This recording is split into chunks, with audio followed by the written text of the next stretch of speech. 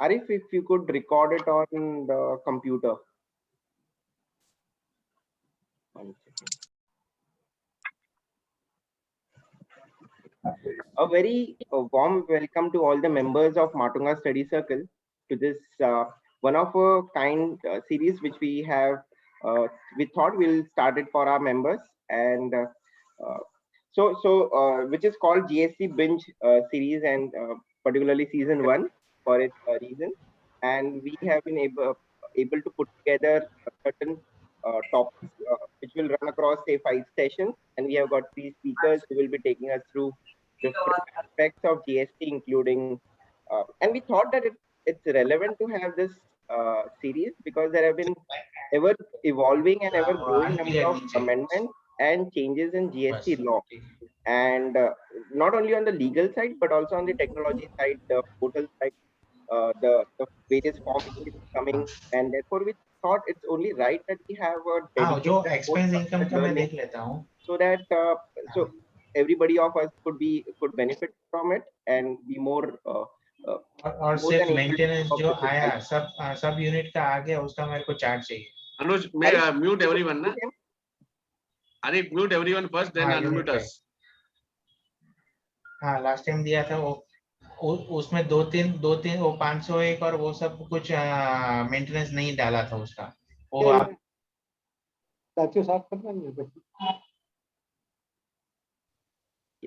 So, as is customary, we will first pay our respect to ICI Moto Song.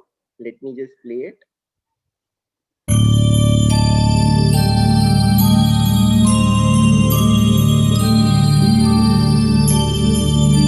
येष सुप्तेषु जागृति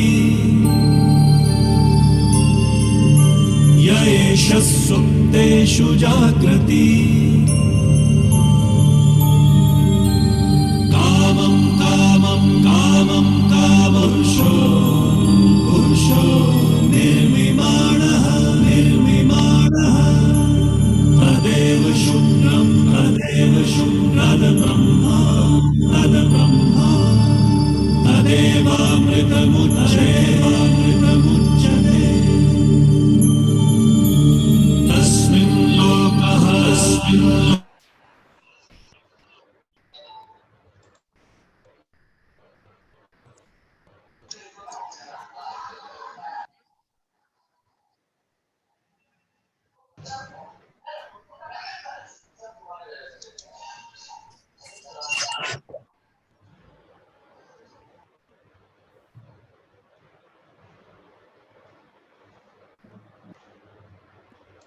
Yes. So, with this, we will get directly on the session. As an introduction, while Achal will not require any introduction, but we thought that this being our very first session, we should have a blockbuster start, and then we thought of a blockbuster speaker, and that's how we ended up having you as a uh, Achalji, a qualified chartered accountant, and is practicing for the past 10 years in the field of direct and indirect tax, with GST being her core and domain expertise. She has been regularly speaking at various platforms and, uh, and has authored many articles on GST published from time to time in various journals like AIFTP, Tax Management India. She has done extensive study on GST subjects with many certified courses, and she has also been merit ranker in CA as well as gold medalist in graduation. With this, without much ado, Achalji, I hand over the proceedings to you because I think we have 2 hours and we would not want to take any time from you. Thank you so much, Anujji, and I'm really thankful to Matunga Study Circle. Now it has become my second home like study circle, you know. And I'm very thankful to the chairman, sir, to the vice chairman of the study circle for giving me this opportunity to interact with all of you. So, I am very thankful to the love and affection that I got from all of you, Rajendra sir and Jiten Mehta sir. I am really obliged for giving me this opportunity to interact with all the members of the study circle. And share the mutual learning. So why I'm saying so, you all know that you are going to open your chat box and interact with me. Are you all ready? And trust me, I will not discuss all the topics till the time I will see a number of thumbs up running over there. And I will skip the topics in between wherever I will not getting the reward. Because a post-lunch session, Saturday evening, 5 to 7, you are spending your time and at least we should utilize it to the best possible, right? So Yes. can I have a few thumbs up? See, the organizers, they really work very hard. Jiten ji, Anuji, they all called me so many times to fix the topics. I still remember Jiten ji saying me, this one is good for members, this one is good for members. We really admire that they take so much pains for the members, and we should also contribute to the same and make some knowledge addition, right? I can see a number of messages, a number of thumbs up, right? Maksud ji, I can see your thumbs up.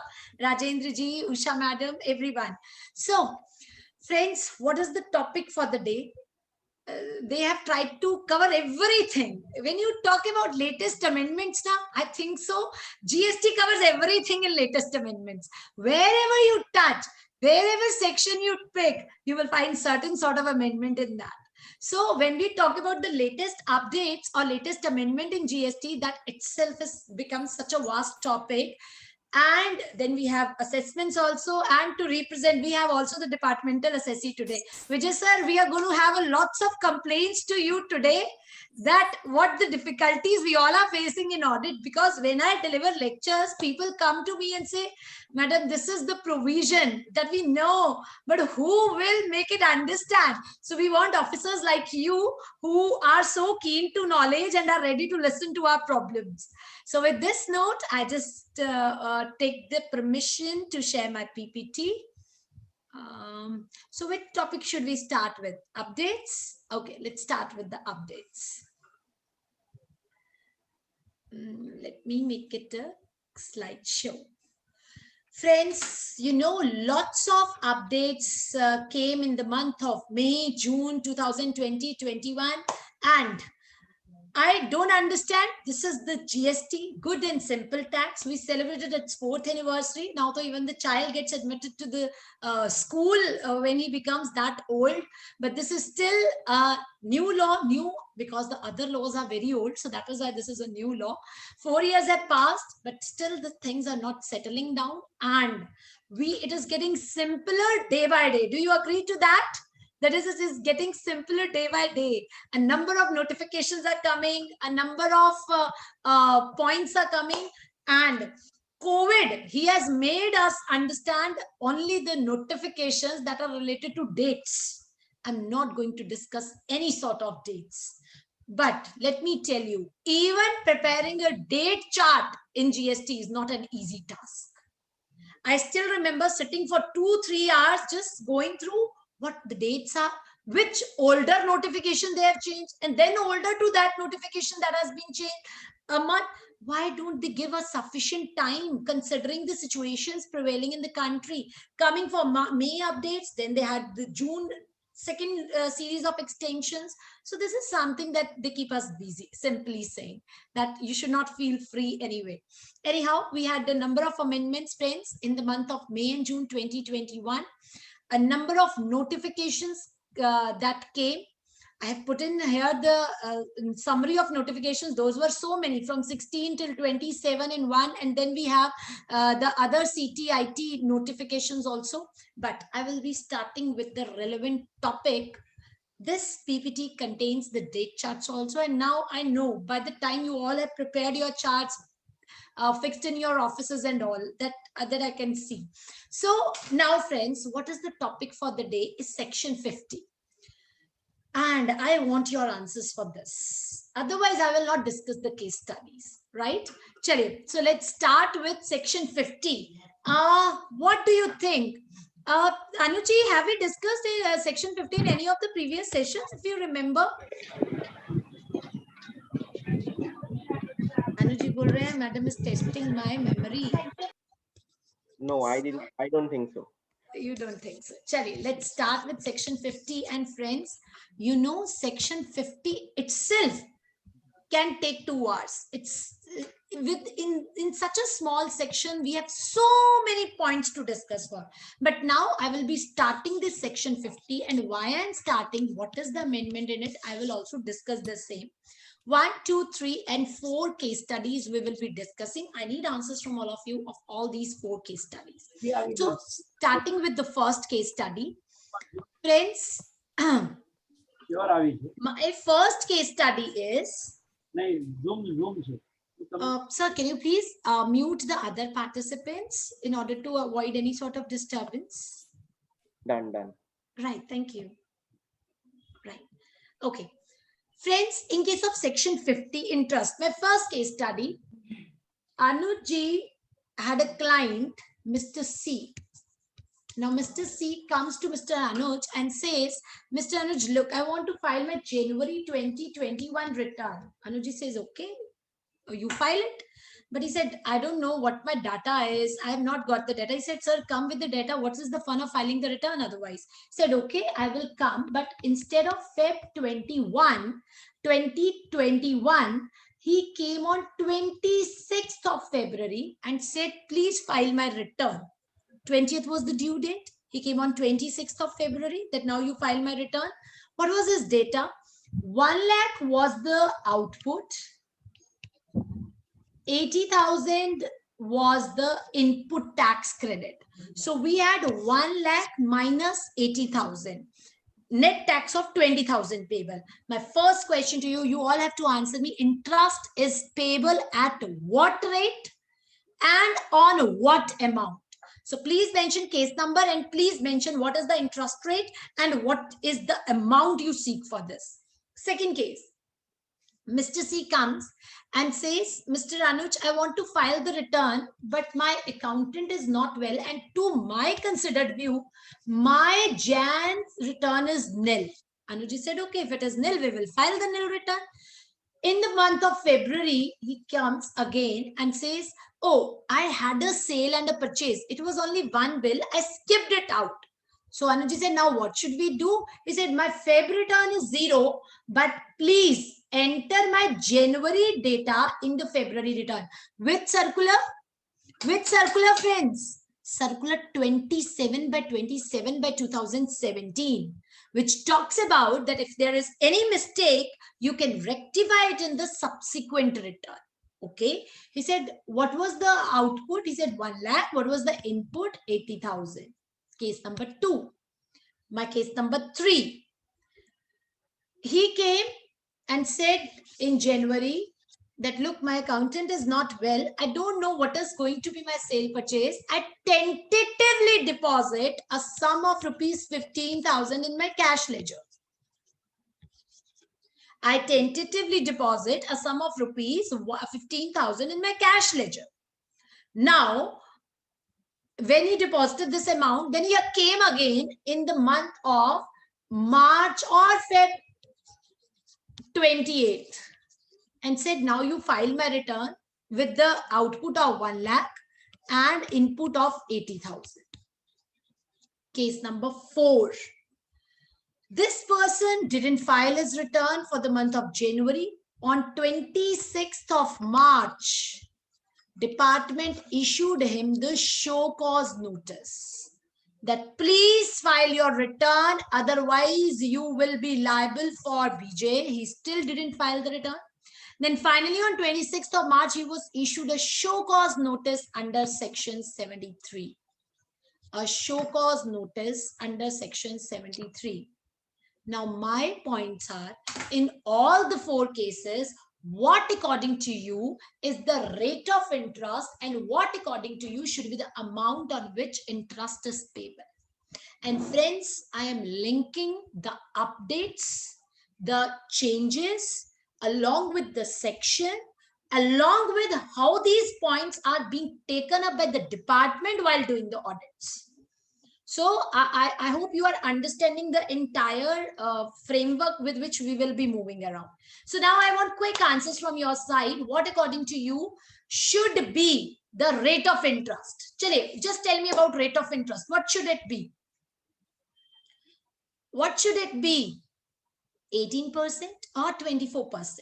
Okay, Shreya's saying 1.5% per month. Ruchika ji is saying 18%. Vijay ji is saying 18%. Anyone with 28 to 24%?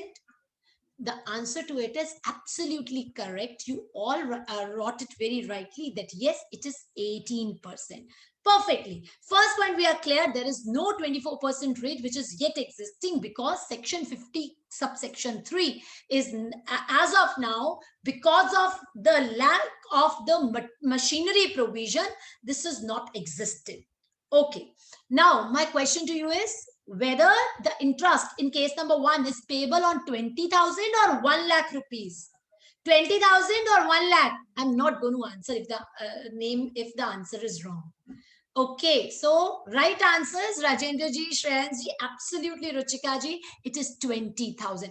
Quickly write for case number 2. Friends, now let me take it. You are very slow in giving the answers today. Sachi mein. Chale, फटाफट से देखते हैं.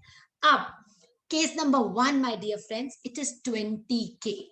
20K, absolutely right, because of the proviso. Because of the proviso, right, Ruchika ji? First to answer for case number 2. Okay, great. So Ruchika ji has answered 20,000 for case number 2. Okay, chaliye. Friends, in case number 1, you all have appropriately applied the proviso to section 50, which says that the interest is payable on net amount. And yes, because net amount is 20,000, the person has delayed its return for 20,000 rupees for a period of 6 days. So he will be liable at 18% for 6 days. Perfectly right. But let me come to case number 2. In case number 2, the answer is 1 lakh rupees. Vijay sir, ab to yaad ho gaya hoega, right? So it is 1 lakh rupees. Why I am saying so? Now let's read the proviso with me and then find the answer. Provided that proviso, you all took the benefit of this proviso. This proviso got inserted with effect from 1/7/2017. What is the amendment? Friends, when this section came, the government promised that yes, this amendment will be retrospectively from 1/7/2017. But this amendment was not made applicable from the retrospective date. In this budget, they notified that yes, this proviso of net liability of interest will be considered.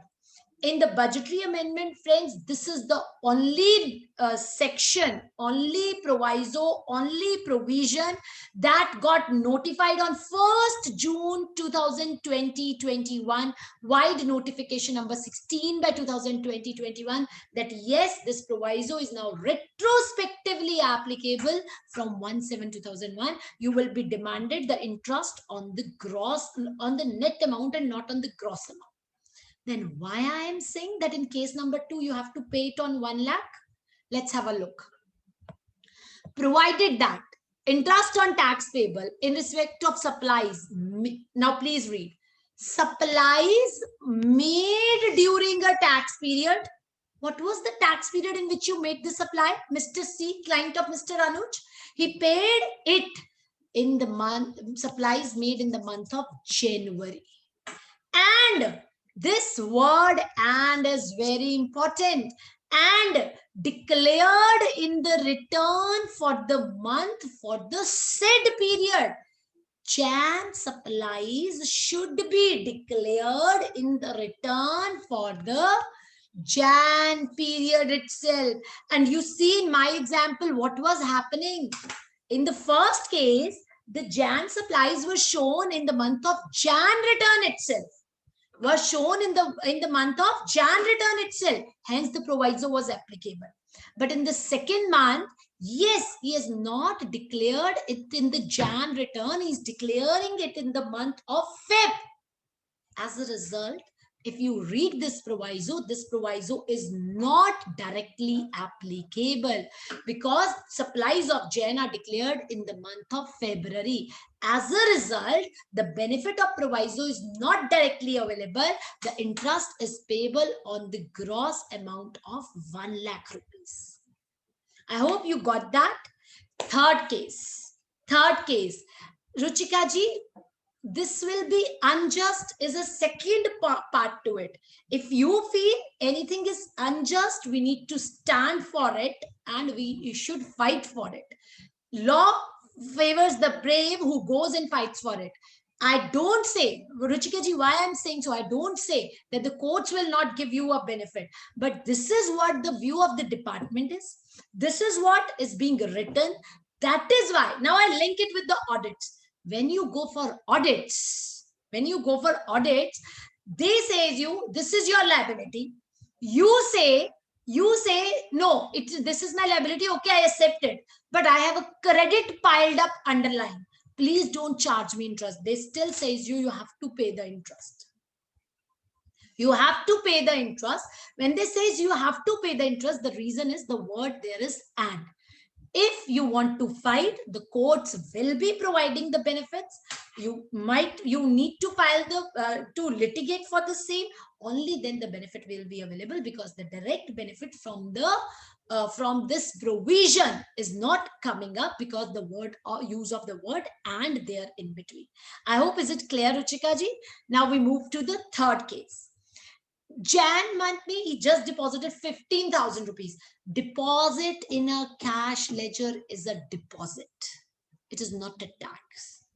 In case number 3, the person has to pay the interest on 20,000 itself. You keep the amount in your cash ledger, you are not entitled to any sort of benefit till the amount gets knocked off. Till that amount got knocked off and settled. So that is why in case of third case, it is 20,000 on which the interest is payable. The benefit of proviso I have given, but the main point to be highlighted here is that the money lying in the cash ledger does not reduce your interest liability. Case number 4, my dear friends. Now let's go to the proviso again and see.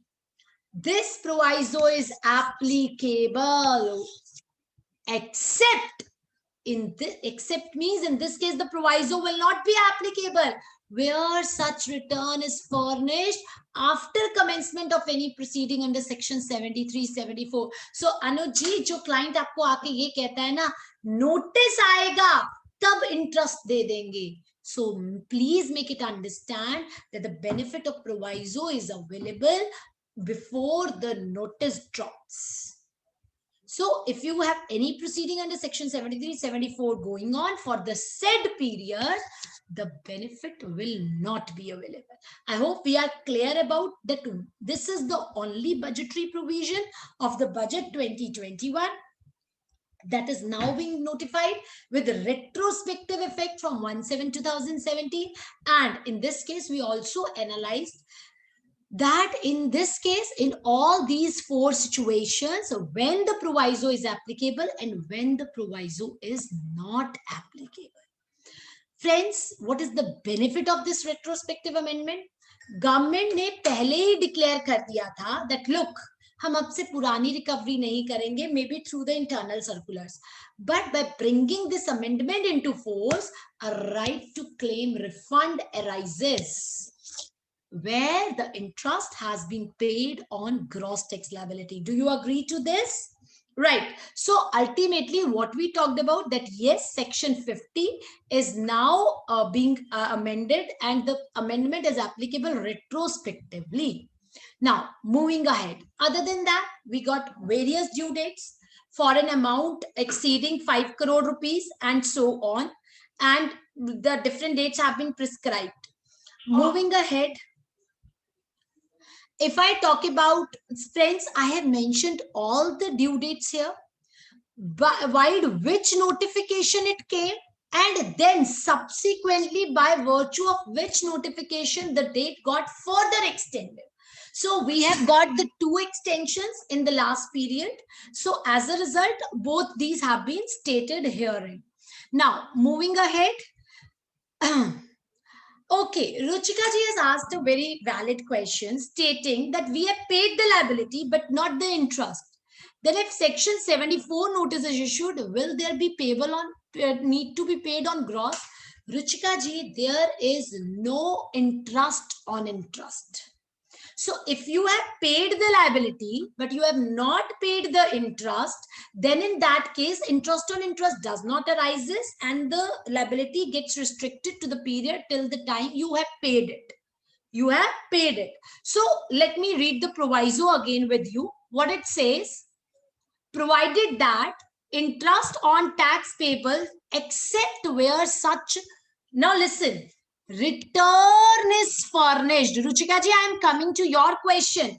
The words there is, such return is furnished after commencement of any proceedings under section 73 or 74. I hope you got your answer. But if you are saying you have paid the liability, it means you have paid the return before commencement of the proceedings under 73, 74, then this will not be applicable, means you will not be covered by the exception and you will be getting the benefit on net payment. Right, absolutely correct. Friends, a very valid question raised by Ruchika ji, and accordingly I have answered that question. Now, moving ahead. Abhitu, we talked about interest, then we talked about various date extensions that came. You know, even the rule 36.4, I always call this rule as a baby without the parent, because this rule came before its mother provision itself. The provision 16(2)AA is inserted wide, is yet to be inserted and made effective. The provision is yet to be made effective, 16(2)AA, which talks about the validity of 2A or 2B. But this rule 36.4 that came even before that, way back in 2019, whereas the mother provision 16(2)AA is yet to be implemented.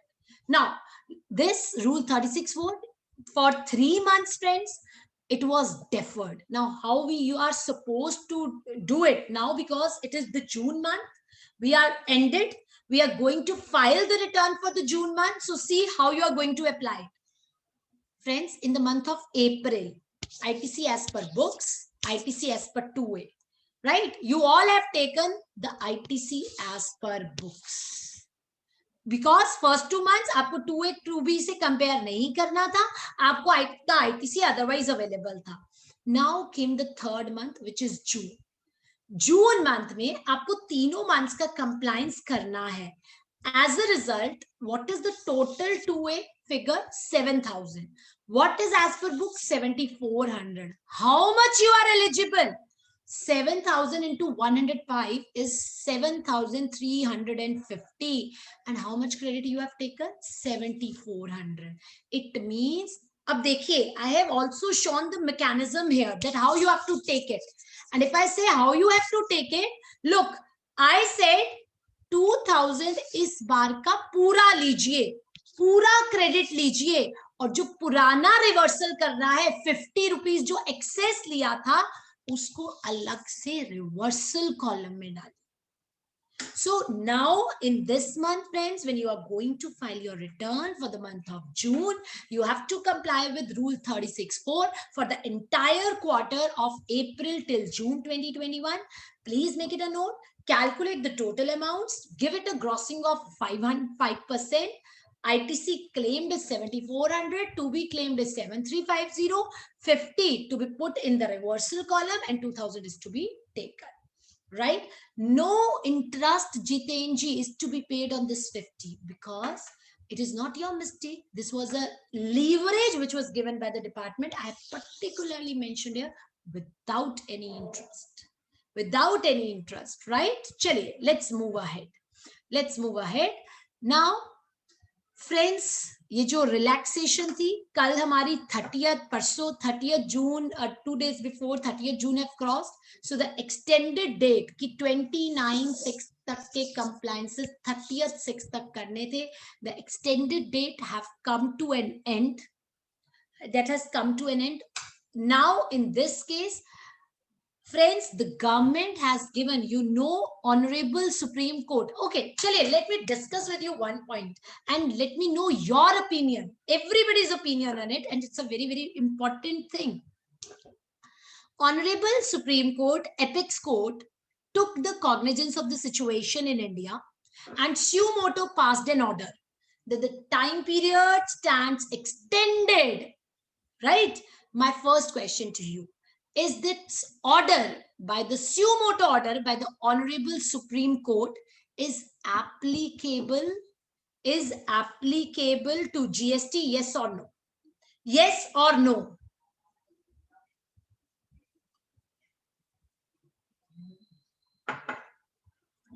Okay, Akash is saying yes, it is applicable.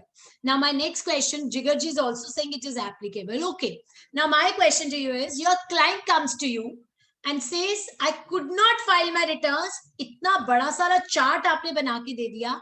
I could not comply with these dates. I could not comply with these dates. Will you be extending it the benefit of the order of Supreme Court? Will you be extending it the benefit of order of the Supreme Court? Now listen what the order of Supreme Court has to say. My dear friends are very right in saying that yes, the order of Supreme Court is applicable on general and special laws as well. And income tax and GST, those are special laws. Special laws. So as a result, they are very rightly saying, okay, this is applicable. And so our press release also mentioned, it has been further clarified that wherever the timelines or actions have been extended by the Honorable Supreme Court, the same order would apply. But now the question comes that whether it applies on all the points. If it applies on all the points, then there is no use of all these relevant dates. Now listen, friends, when you will go through that order, that was in my another PPT, I will put it in the, whatever topic we will be discussed, that will be in the PPT for the day. Now, what happens when you will read that order, my dear friends? In that you will find there are 3 points. There are 2 major points that have been mentioned, which talks about that they extend the time period, and those are extended for the judicial or quasi-judicial proceedings. Now, if I talk about the appeal under GST, my answer, Dipesh ji, Jigar ji, Akash ji, is yes, absolutely yes. Beyond any doubt, if you have filed any appeal under GST, that is a judicial, quasi-judicial proceeding, as a result, the time period stands extended as per the Honorable Apex Court order. Now I come to the returns part. If I talk about the returns part, that is an administration part.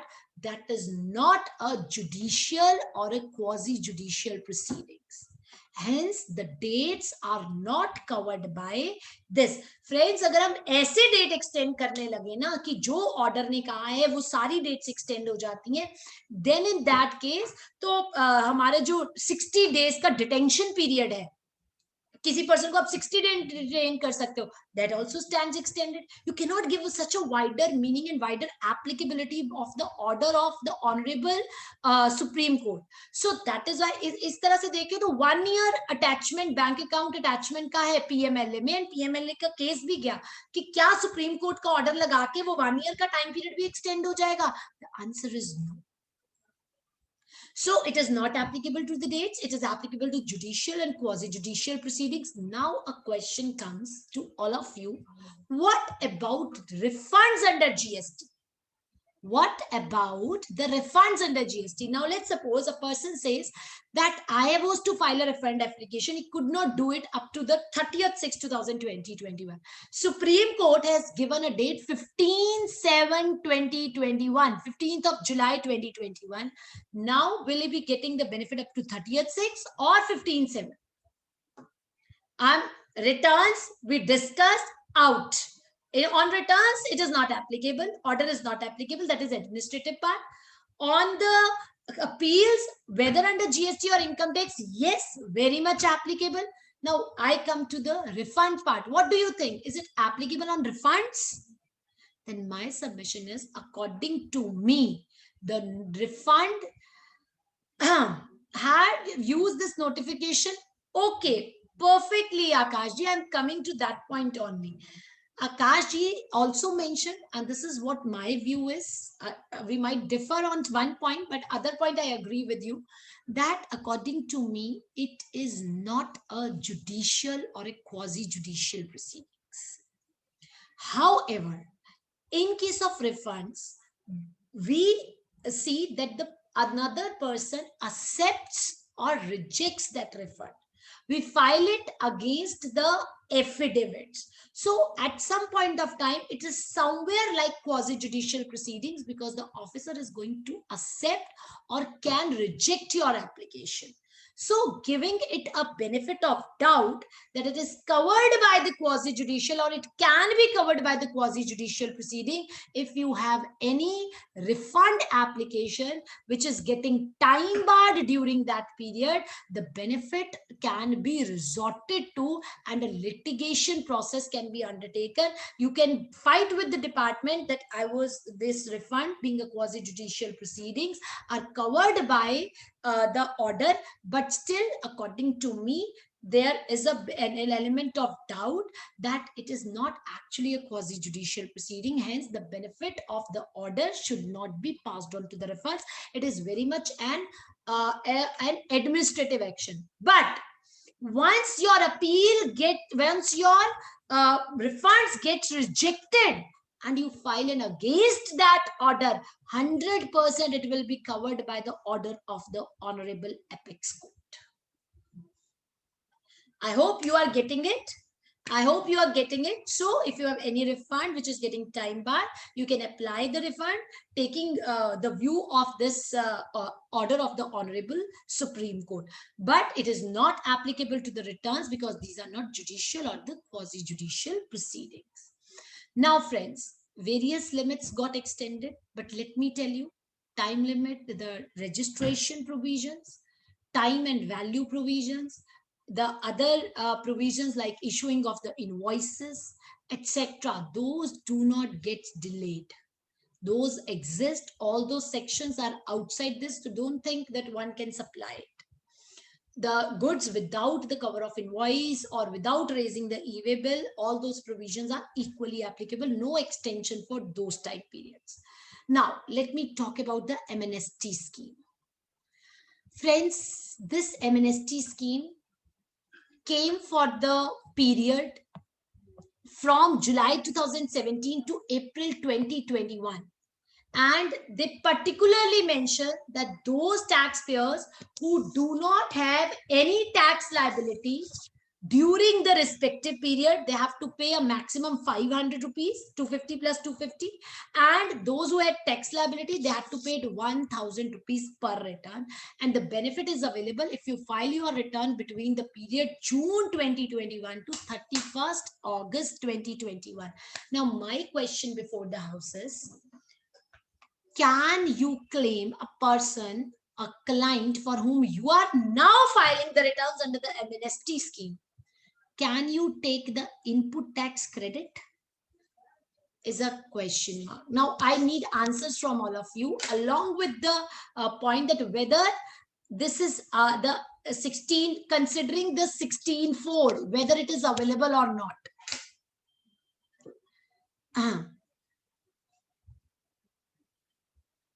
Answer, you are saying no. Acha, Vijayji is saying it is available.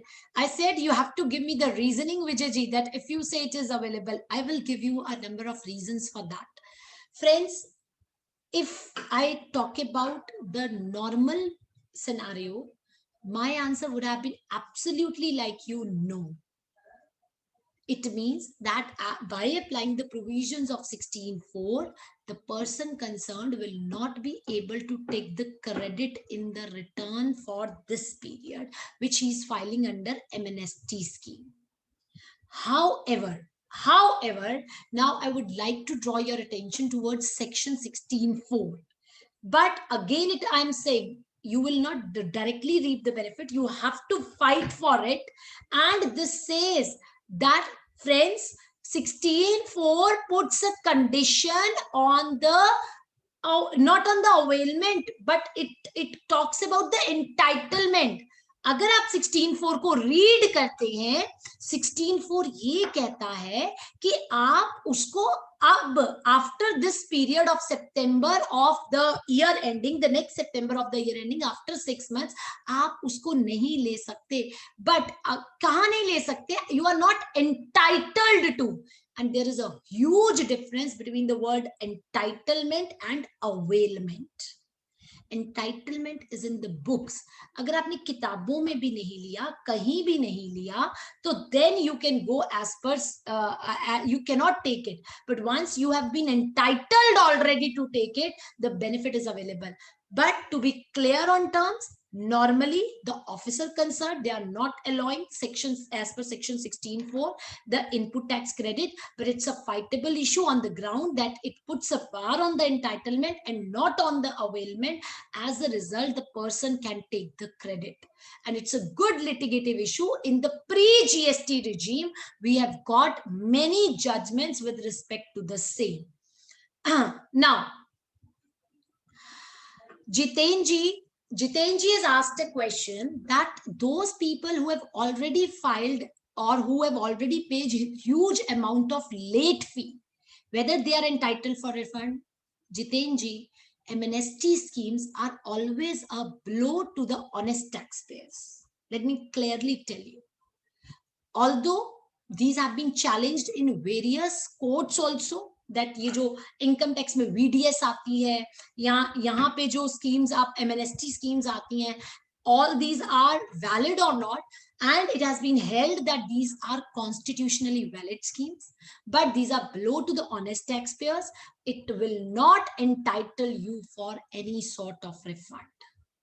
It will not entitle you for any sort of refund if you have paid any late fee there. So that is a loss to the taxpayer. Chaliye, moving ahead. Other than that, friends, like we got this for future also, they rationalize the late fee. If you have a nil taxable income, nil return, nil tax payable, nil outward supplies, you are not having any turnover, then 500 rupees it is restricted to. And for other taxpayers where you have output tax liability, 2,000, 5,000 or 10,000.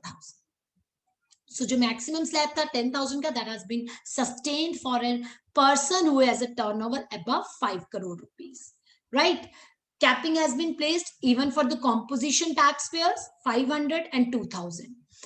There is a fee reduction for GSTR 7 also, TDS and TCS. So these were the normal provisions that we have been talking about.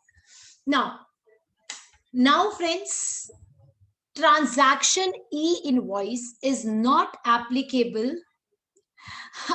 Right, Jiten ji. So Jiten ji, the question which you asked me, you know, one of my client came somewhere last year in 2020 and said, I want to file my returns. There was a dispute between two directors. As a result, friends, I'm telling it for one and all. He said there is a deadlock in my company because in the first, both the directors, they are against each other. They are the shareholders. So as a result, the company was not filing their returns. What they did, that they didn't file their returns. He said to me, now, I said him, why you didn't file your return when there was an MNST scheme the last time when it came? He said, ma'am, I'm still not going to file. Please let me know when the next MNST will come. I will come then and will file my returns. See, it is, I already told you, Jitenji, it is a blow to the honest taxpayer. But the issue arises that waiting, and now I tell you one more thing.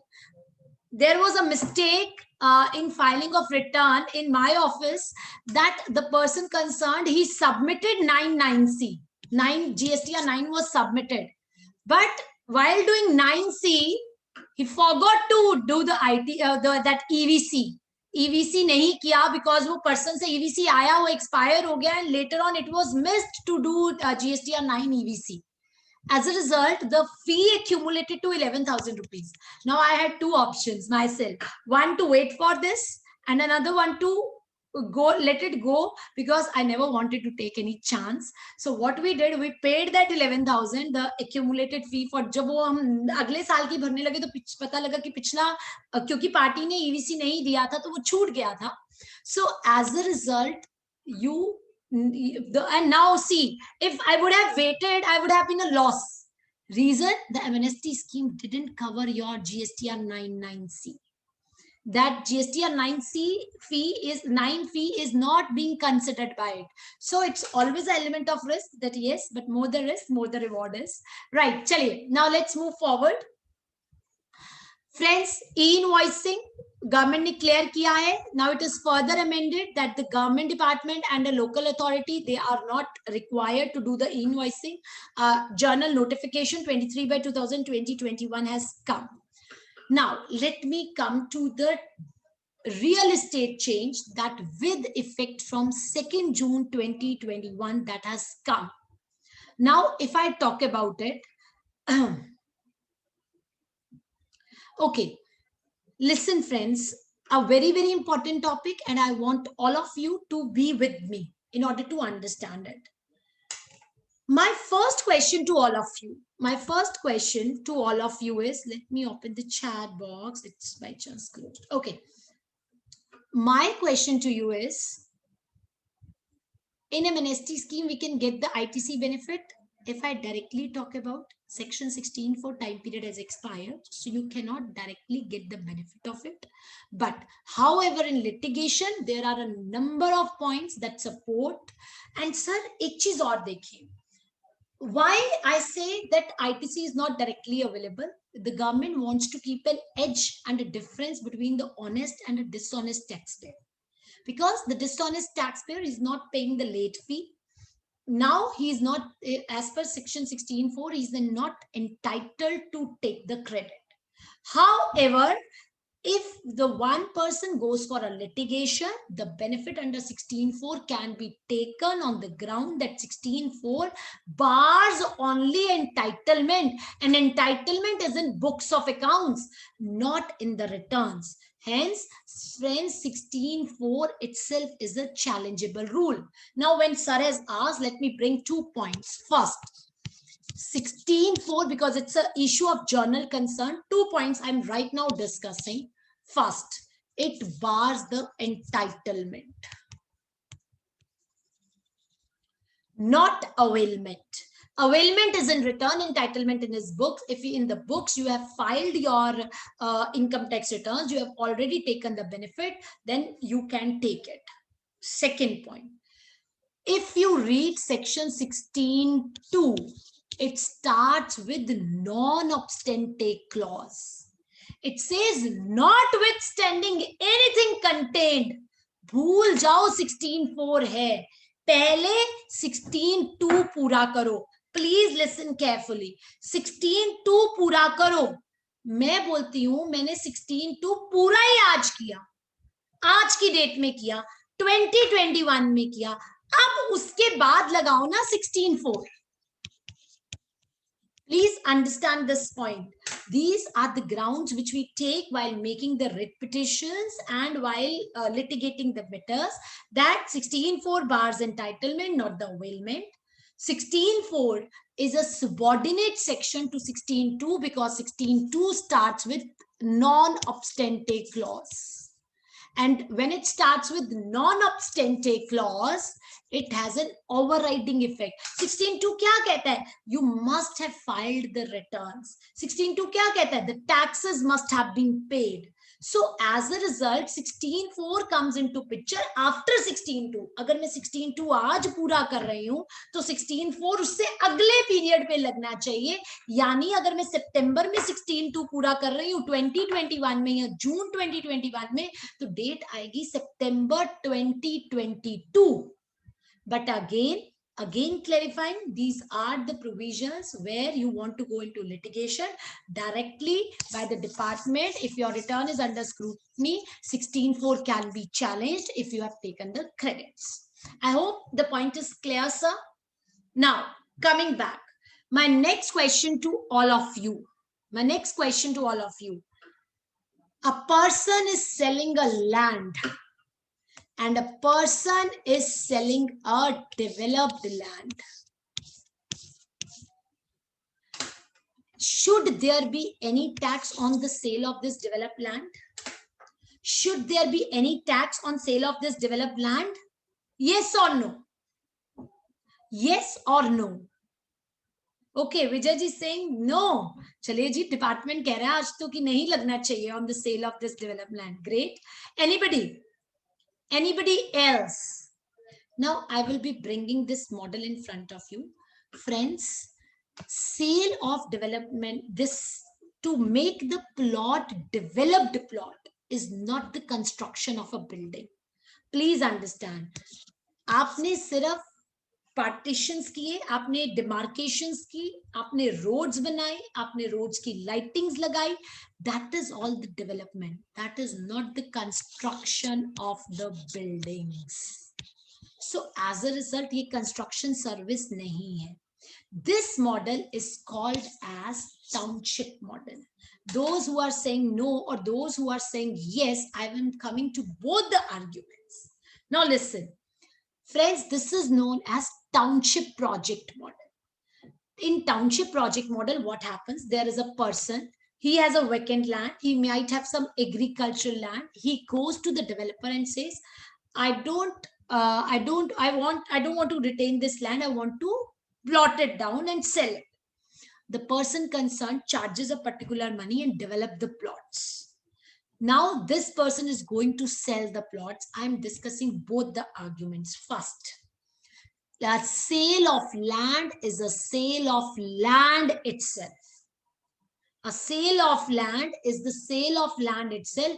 This land is sold for 50,000. This land is sold for 55,000. It does not matter. A land is a land, and if you are selling a land, it should not be made taxable. And whatever development is, have you gone to purchase that development?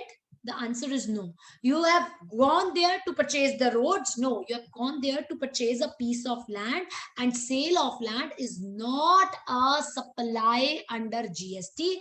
As a result, this should not be taxable because the underlying element is land. However, the second view, which is staunchly taken by the department in case of mark spaces, that's an AAAR. In case of Narne construction, that is the Honorable Apex Court judgment, where they said that the sale of land is not equivalent to sale of developed plot. They said there is certain additional rights, additional services that are being provided, and that additional amount should be put to tax. It means here it can be 5,000. Friends, यहाँ तो हमने बहुत आराम से ये 5,000 अलग कर लिया कि लैंड वैसे 50 का बिकता था 55 का, but the practical difficulty comes how to calculate this amount. In order to calculate this amount, like in mark spaces, the court resorted to, the authority resorted to 25% of the market value.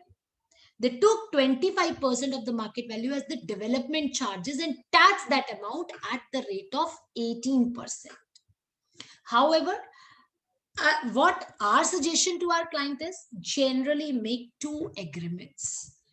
Tax, this is the area of land.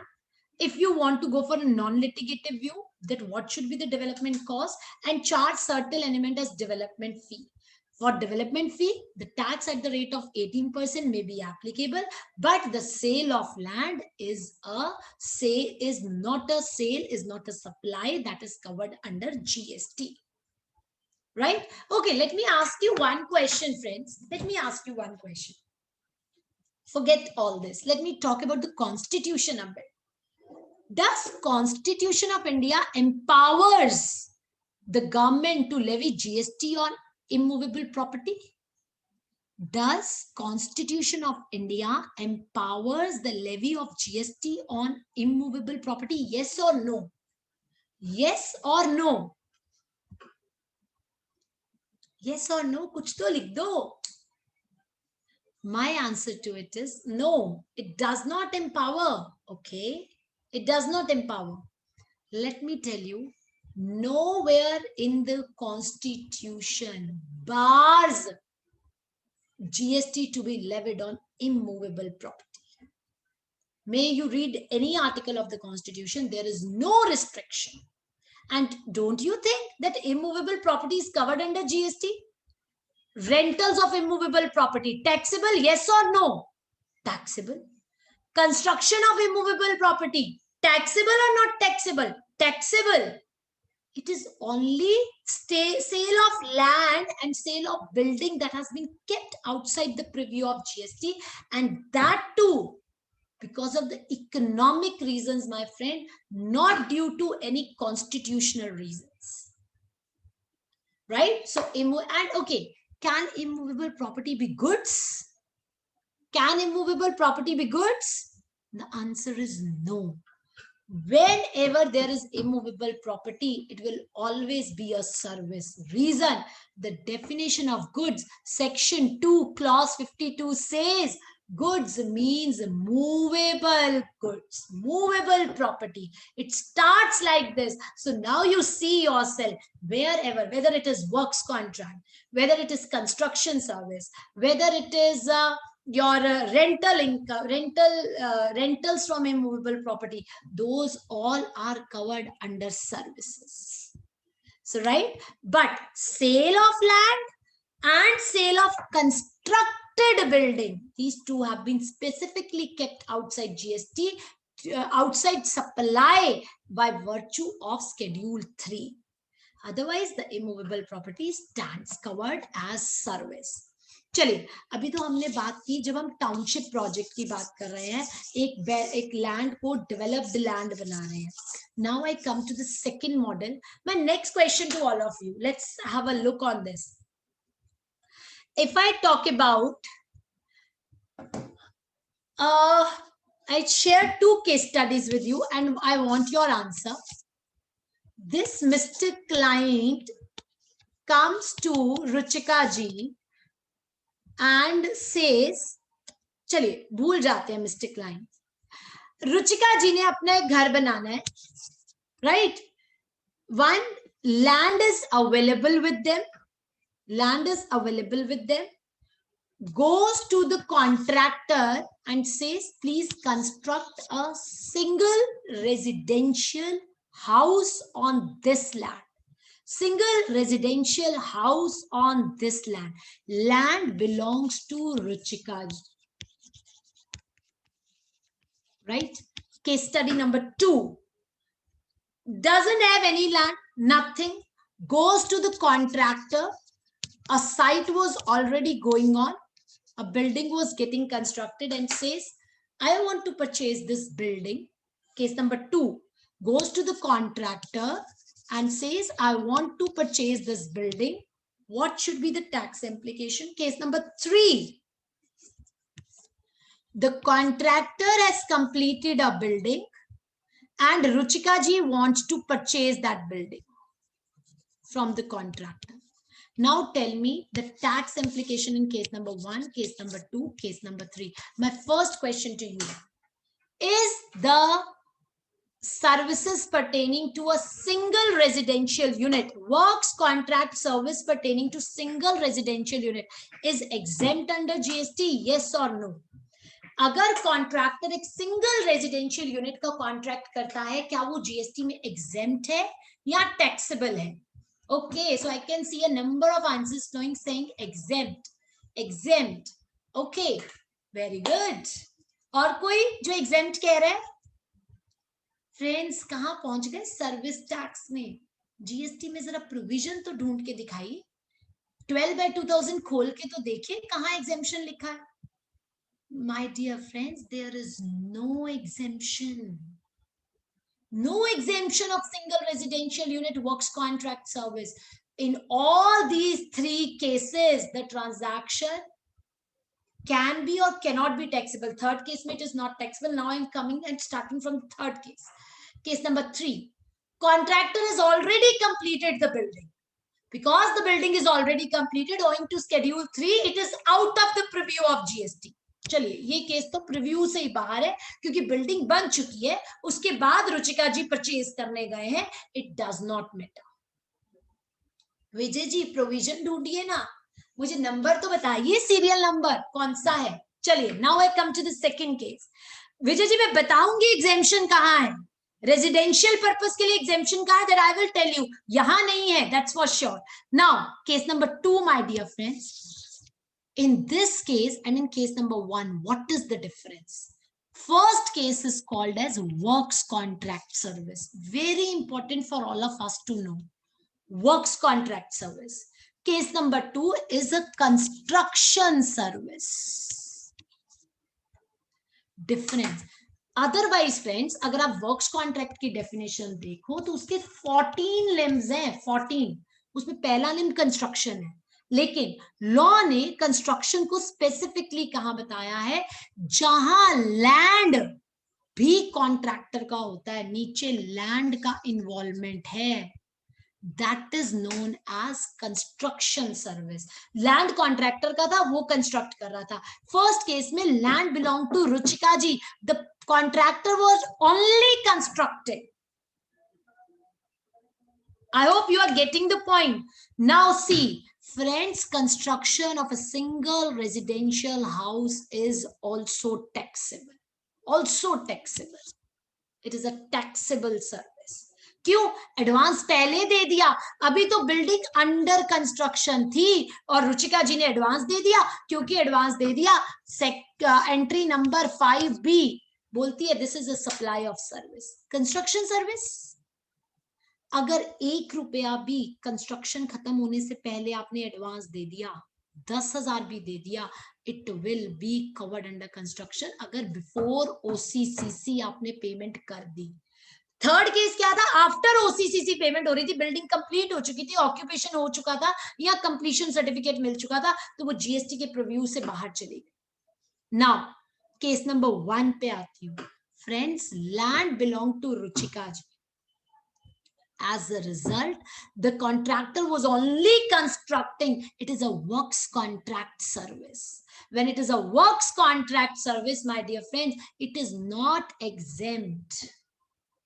It is not exempt. Now, Vijay sir, what is exempt? Is this case which I didn't discuss. Land belonged to Ruchika ji. Ruchika ji said the material which is going to be used in the building, she will be providing that material, or will be provided by them. Now what happened? This person, contractor, is only giving pure labor service. Pure labor service of a single residential house is exempt under 12/2017 and not the works contract service. Absolutely. No, sir, please. We are just discussing with each other. This is how we learn with each other, right? So I hope the 4 cases are clear. And trust me, wherever this provision is being taken up, I usually get the answer. Right? Chaliye. Okay. As a result, or anyhow, whenever we want to have some celebrations, we will be going there. Right? Chaliye. Now, in this case, so Ruchika ji, अब आपके resort, but Jitendra जी आज तो मैंने example दिया है for this residential property. अब जब commercial का एग्जाम्पल देना होगा, then I will shift to resort. Right? चलिए, now in this case my dear friends, I hope this is clear. मैंने ये पॉइंट क्यों बताया? मैं जब किसी वेबिनार में एक बार डिस्कस करने लगी थी a concept of this joint development agreement, तो somebody asked me, वो सिंगल रेजिडेंशियल यूनिट का क्या होता है जी? आप तो जॉइंट डेवलपमेंट एग्रीमेंट बता रहे हो. तो इससे पहले मैं हमेशा पहले सिंगल रेजिडेंशियल यूनिट क्लियर कर देती हूँ कि उसको अपने माइंड से हटा दीजिए कि उसके ऊपर टैक्स नहीं है और वो एक एग्जेम्प्ट ट्रांजैक्शन है. No, only pure labour service exempt है, बाकी वो टैक्सेबल है. या तो उसको OCCC के बाद खरीदो. If you are going to purchase it before OCCC, the transaction is very much taxable. May be covered under construction, may be covered under works contract. And friends, you know the differentiation between works contract and construction is an of utmost important reason. In construction, the refund is not allowed. Even in case of inverted duty, the contractors who are in construction sector, they have huge ITC piled up, but they cannot take the refunds. Whereas in case of this works contract, it is covered by entry number 6A of schedule 2, and it is very much covered by the refund. So in this case, the refunds are eligible. Vacant land sale is exempt. GST applicable on developed plots. No, Suresh Moraji, I don't completely agree. Applicable on developed plot cost. Listen, vacant land sale is not a supply as per Schedule 3. However, for the purpose of ITC reversal, as per Section 70, it is considered as a part of exempt supply. It means अगर आपका sale of land balance sheet में show कर रहा है तो आपको common expenses का reversal करना होगा. Now if you talk about the sale of developed plots, plot है, चाहे डेवलप्ड है चाहे अनडेवलप्ड है, उसके ऊपर जीएसटी नहीं लगना चाहिए. लेकिन आप जो उससे कुछ एडिशनल अमाउंट डेवलपमेंट चार्जेस का ले रहे हो, that is subject to GST. अगर आप उसका डिस्टिंक्शन नहीं करेंगे तो as per various courts, what they have done, they have taken a notional value of that development, may it be 25% of the total market value, and they have taxed it at the rate of 18%. But this issue is very much in litigation with the view that you have gone there to purchase the land and it should not be made taxable. Sir, अगर construction complete होने से पहले कोई भी money contractor receive कर लेता है तो दैट इज नॉट एक्सेम्प्ट. कॉन्ट्रैक्टर अगर प्योर लेबर सर्विसेज नहीं दे रहा, वर्क्स कॉन्ट्रैक्ट है, और अगर वो कोई भी पैसा, या तो वर्क्स कॉन्ट्रैक्ट है या नॉर्मल कंस्ट्रक्शन सर्विस है, लैंड भी उसका था, जगह भी उसकी है, तो उस केस में अगर वो कोई भी पैसा जीएसटी से कंप्लीशन होने से पहले रिसीव करता है, पूरे अमाउंट पे टैक्स लगेगा, पूरे अमाउंट पे. Right? Okay, it is not exempt. कहां से ये लग गया सर? मैंने कहीं भी नहीं कहा एग्जेम्प्ट है, मैंने यही कहा ये पूरी चीज टैक्सेबल है. एग्जेम्पशन सिर्फ pure labour service of single house में है, single residential unit. That's all. Right? चलिए, now moving ahead, rest everything is taxable. Now अब टॉपिक हमारा क्या था, हम कहाँ मूव कर गए हैं, अब हम इसको जरा क्विकली देखते हैं चेंज क्या आया है, क्योंकि उसके बाद हमने असेसमेंट्स भी करनी है. फ्रेंड्स, ज्वाइंट डेवलपमेंट एग्रीमेंट दो तरह से होता है. आज हमारा बहुत सारा ये मॉडल्स भी डिस्कस होंगे, क्योंकि व्हाट आई फील, लोगों को रियल एस्टेट सेक्टर कई बार बहुत टफ लगता है. कभी मुझे भी लगता था, but now I am so used to, it's one of my favourite sector. Joint development agreement में फ्रेंड्स क्या होता है, दो तरह से अरेंजमेंट हो सकते हैं, एरिया शेयरिंग और रेवेन्यू शेयरिंग में. इसलिए डिस्कस कर रही हूँ with all of you because there is an amendment in this part. Right? Now look, models real estate में हमने सिंगल तो अलग कर दिया, सिंगल का हमने पूरे 4 केसेस बना के डिस्कस कर लिए. अब हमने इसमें टाउनशिप मॉडल की बात करी. Now we are on joint development. Friends, होता क्या है, ये प्रमोटर होता है, promoter does not has money, उसके पास सिर्फ लैंड है, उसको कोई बनाने की समझ नहीं है, is nothing, he is only a land owner.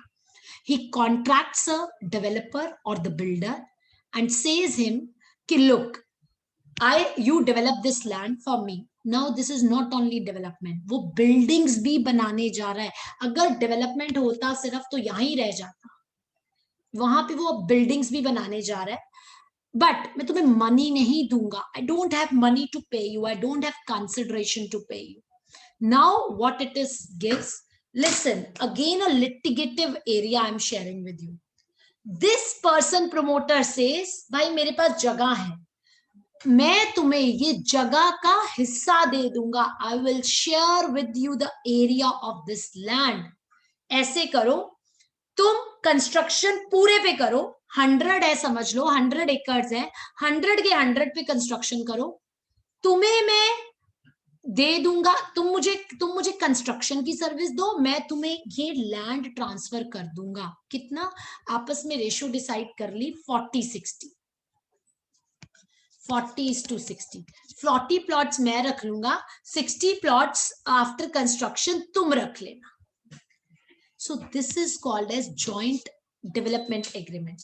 जब उन्होंने कहा 40-60 की रेशियो में शेयर कर लीजिएगा, 40 प्लॉट्स इसको मिल जाते हैं, 60 उसके पास रह देते हैं, then they sell it to the buyers. उसके बाद ये बायर्स को सेल कर देते हैं, मनी कंसिडरेशन यहां आती है।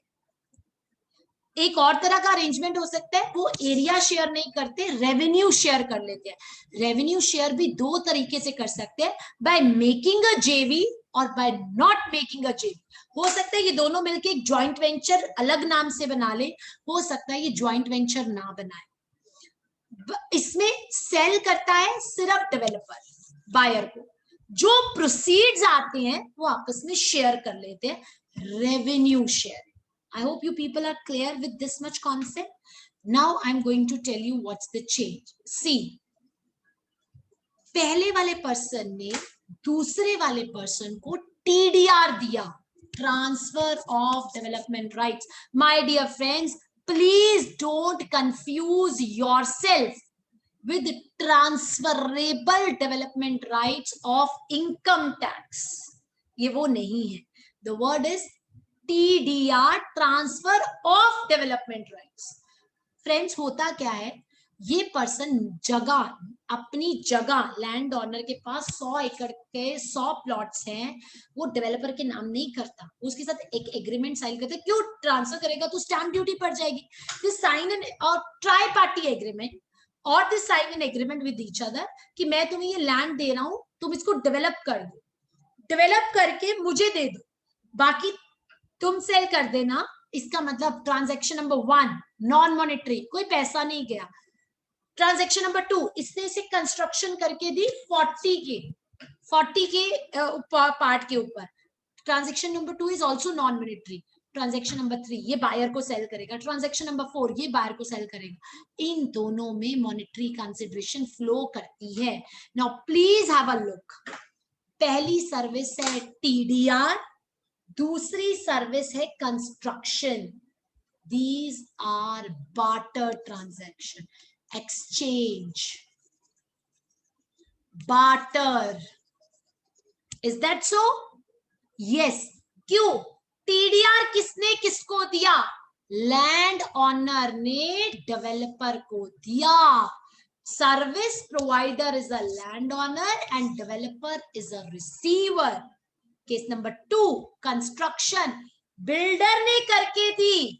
बिल्डर यानी developer is a service provider and recipient is land owner. Friends, why I am telling so? याद रखना, एक्सचेंज है, बार्टर है, जो देने की वैल्यू होगी वही लेने की वैल्यू होगी। Meaning the value of TDR service is equivalent to the value of construction service. Value of TDR service is equivalent to the value of construction service. Why I am saying so? Please listen. It's a barter. जो दिया जो लिया आपस में बराबर होना चाहिए, right? अब देखिए दिक्कत कहाँ आती थी। क्या पहली 2 ट्रांजैक्शन में कहीं पैसा फ्लो कर रहा था? इसमें नहीं कर रहा था। फ्रेंड्स, गवर्नमेंट ने टाइम ऑफ सप्लाई के प्रोविजन में लिख दिया, पैसा तब लेंगे, टैक्स तब लेंगे जब ये प्रॉपर्टी बायर को बिकेगी, यानी जब ये कंप्लीट हो जाएगी, OCCC हो जाएगा, तुम्हें पैसा आ गया होगा, तब इसका टाइम ऑफ सप्लाई में कंसिडर करूंगा। देखिए टाइम ऑफ सप्लाई क्या है? डेट ऑफ कंप्लीशन, यानी TDR पे भी। अब friends please listen, it is a huge litigative issue कि क्या ये TDR टैक्सेबल होना चाहिए। Because some people says underline चीज तो लैंड है ना, दे तो लैंड रहे हो ना, क्यों TDR टैक्सेबल करते हो? But the other thought is no, it is a right that is given. Sale of land is outside the preview of GST, but TDR is a right given which is a revocable right by the landowner. I hope you are getting. So as a result, यहाँ एक दिक्कत आ गई। अब देखो दिक्कत क्या आई, please listen carefully. ये पूरा अरेंजमेंट हो गया, भाई तू जगह ले ले, TDR ले ले, 60-40 कंस्ट्रक्ट कर, मुझे कंस्ट्रक्शन करके दे देना। अब सुनिए ध्यान से, सुनिए ध्यान से, इस पर्सन को देखिए, इस पर्सन, ये पर्सन ने बायर को बेचना है, सेल करना है। ये बायर को जब सेल करेगा, अगर तो ये ओसीसीसी के बाद करेगा, फिर तो ट्रांजैक्शन टैक्सेबल ही नहीं है, फिर तो ट्रांजैक्शन टैक्सेबल ही नहीं है। क्यों? ओसीसीसी के बाद करोगे। हाँ, लेकिन अगर ये बायर को ओसीसीसी से पहले बेच देता है, कंप्लीशन और ऑक्यूपेशन से पहले बेच देता है, this transaction is a taxable transaction, output है ये इसकी। और जो कंस्ट्रक्शन इसको आ रही है वो इसकी इनपुट है, वो इसकी इनपुट है। लैंड ऑनर, तुम कंस्ट्रक्शन ले रहे हो, वो तुम्हारी इनपुट है। बायर को बेचोगे ओसीसीसी से पहले, उस पर टैक्स देना है, वो तुम्हारी आउटपुट है। अब ये लैंड ऑनर फंस जाता था। क्यों फंस जाता था? कहता कंस्ट्रक्शन का टाइम ऑफ सप्लाई है ओसीसीसी। ओसीसीसी जब ओसीसीसी होगी, पर्टिकुलरली दिया हुआ है my dear friends in that OCCC, और मेरा टैक्स पेमेंट का टाइम है बिफोर दैट। इसका मतलब क्या हो रहा है इसमें? आउटपुट पहले, इनपुट बाद में। Output first, input second. As a result I am not able to take the input tax credit and utilized it. इसके हाथ क्या लगता है? बाबा जी का means he loses his input tax credit. Now see what the change the government has done. Government ने बोला कोई बात नहीं, अब ये पर्सन चाहे ये इसका टाइम ऑफ सप्लाई चेंज कर दिया माय डियर फ्रेंड्स, चेंज कर दिया। इसका टाइम ऑफ सप्लाई क्या है? बिफोर ओसीसीसी। और इनपुट में भी लिख दिया the time of supply of construction input can be before OCCC। यानी अब ये चाहे तो इसको बिफोर OCCC डिस्चार्ज कराएगा और अपना इनपुट ले लेगा। सो एज अ रिजल्ट जो लैंड ऑनर पहले इनपुट टैक्स क्रेडिट यूज नहीं कर पा रहा था, now he will be able to use that input tax credit. ये टीडीआर में मेजर चेंज आया है। Other than that, I would like to tell you now for GSTR 9 and 9C, 2 crore और 5 करोड़ का लिमिट as it is चलेगा जैसे वो पिछले सालों में था। 2 crore for GSTR 9 and 5 crores for GSTR 9C. Other than that, friends, एक बहुत बड़ा इशू रहा ऑक्सीजन कंसंट्रेटर्स का। ऑक्सीजन कंसंट्रेटर्स पे टैक्सेबिलिटी बीसीडी की एग्जेम्प्ट है, सब पे एग्जेम्प्ट है BCD, irrespective of any condition. लेकिन अगर ऑक्सीजन कंसंट्रेटर्स पहले पर्सनल यूज के लिए आते थे तो 28% आईजीएसटी था, गवर्नमेंट ने उसको 12% कर दिया, इंडस्ट्री के बराबर ले आए। There was a problem, why you are taxing it? Government ने एग्जेम्पशन दिया, बट कब दिया? सिर्फ और सिर्फ ये एग्जेम्पशन दिया, लिसन, कि अगर कोई पर्सन बिना पेमेंट किए लेके आता है इंडिया में फ्री ऑफ कॉस्ट डिस्ट्रीब्यूशन के लिए ऑक्सीजन कंसंट्रेटर्स, तो हम टैक्स नहीं लेंगे। फ्रेंड्स, बहुत सारी एनजीओज लेके आई हैं, लेकिन एक चीज बता दूं, आपको ये पूरा मैकेनिज्म फॉलो करना है। अगर आपका कोई क्लाइंट एनजीओ है और वो कहता है जी मैं तो ऑक्सीजन कंसंट्रेटर बाहर से मंगवाए हैं in order for the distribution, the exemption of IGST is not directly available. Particular nodal officer है, पर्टिकुलर रिलीफ एजेंसी है, पूरा प्रोसीजर फॉलो करना पड़ता है, पर्टिकुलर फॉर्म्स है, उसके बाद ही आपको वो एग्जेम्पशन मिलता है। बीसीडी का एग्जेम्पशन अनकंडीशनल है, हेल्थ से similar, but IGST state government और एनी एंटिटी जो रिलीफ एजेंसी के थ्रू ऑथराइज्ड करके इंपोर्ट करती है डोनेटेड आइटम्स को फ्री ऑफ कॉस्ट डिस्ट्रीब्यूशन के लिए, ओनली उनको ही एग्जेम्पशन दी गई है।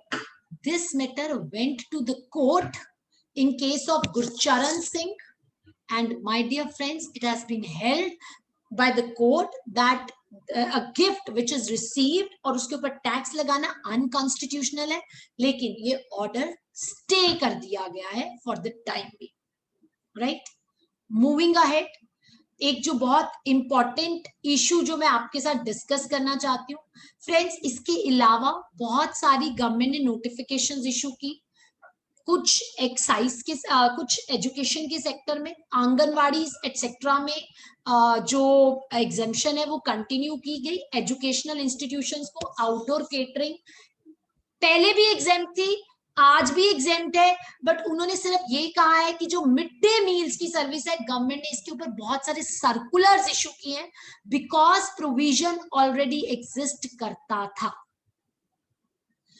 आंगनवाड़ी के केस में एजुकेशनल इंस्टीट्यूशन में आंगनवाड़ी को इंक्लूड किया गया है फॉर देयर पॉइंट।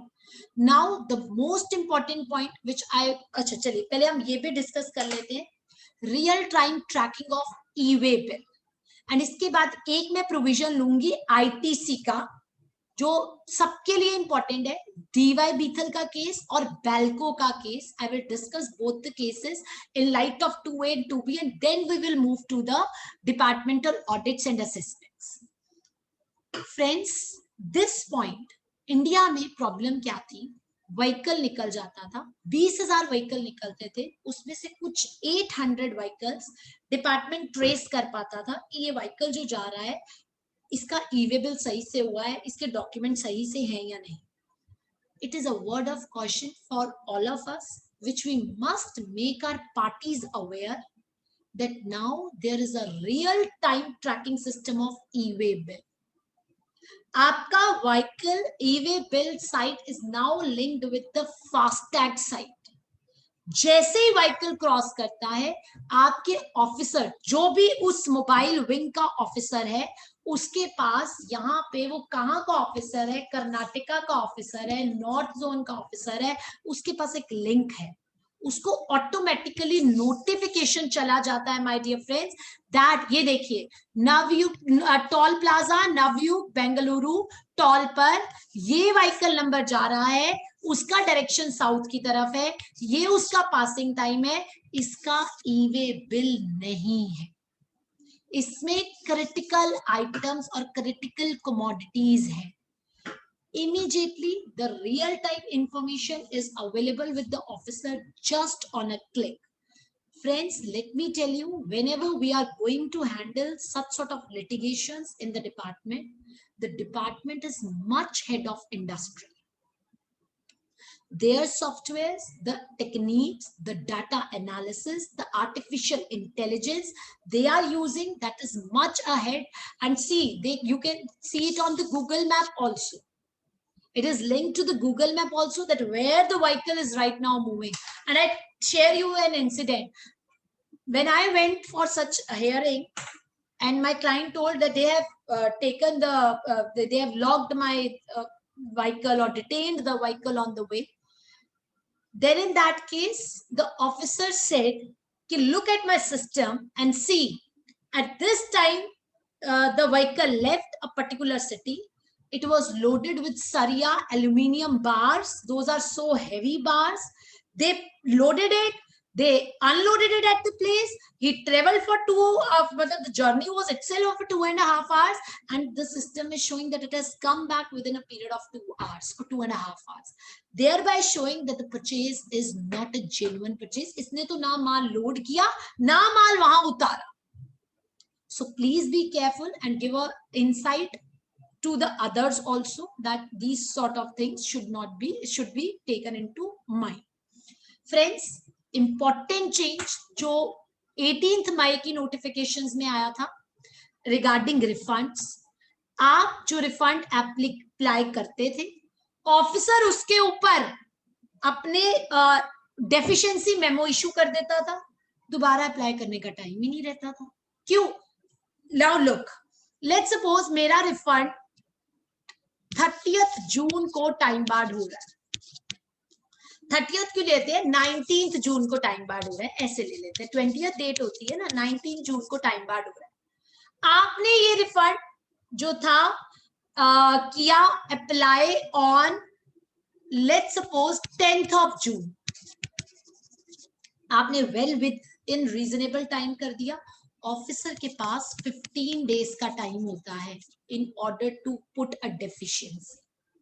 उसने आपको डेफिशिएंसी इशू 15 दिन के बाद करी, आपकी 19 जून निकल चुकी थी, एज अ रिजल्ट आपका रिफंड टाइम बार हो जाता था, आप दोबारा वो रिफंड नहीं ले सकते थे। Now what they have done, let's see it with the help of an example. उन्होंने कहा जब से आपने रिफंड एप्लीकेशन दी है, यानी हमारी एग्जांपल में 10th June, till the time department communicate करेगा आपको डेफिशिएंसी इन RFD 03, उतना टाइम पीरियड में ऐड कर दूंगा, वो 20 जून की डेट आगे बढ़ जाएगी। Let's see help with the help of example. Refund getting time bar on 19 June, application you made on 4th of Jan, एक डेट तो पता लग गई, 4th Jan। अब पहला केस उसने RFD 0 इशू किया 19th Jan, पूरे 15 दिन लगा दिए पूरे। ओल्ड लॉ में क्या होता, रिफंड टाइम बार हो जाता, आप कोई फ्रेश एप्लीकेशन कर नहीं सकते, टाइम बार हो गया। Now as per new law you will get 19 Jan plus 15 days, 15 दिन लिए ना ऑफिसर ने, प्लस 15 डेज, आपको एक्सटेंडेड टाइम पीरियड मिल जाएगा। केस नंबर 2, उसने 15 दिन नहीं लिए, उसने आपको 15th of Jan को ही ऑर्डर दे दिया, 15th of Jan को ही ऑर्डर दे दिया। कितने दिन लिए उसने,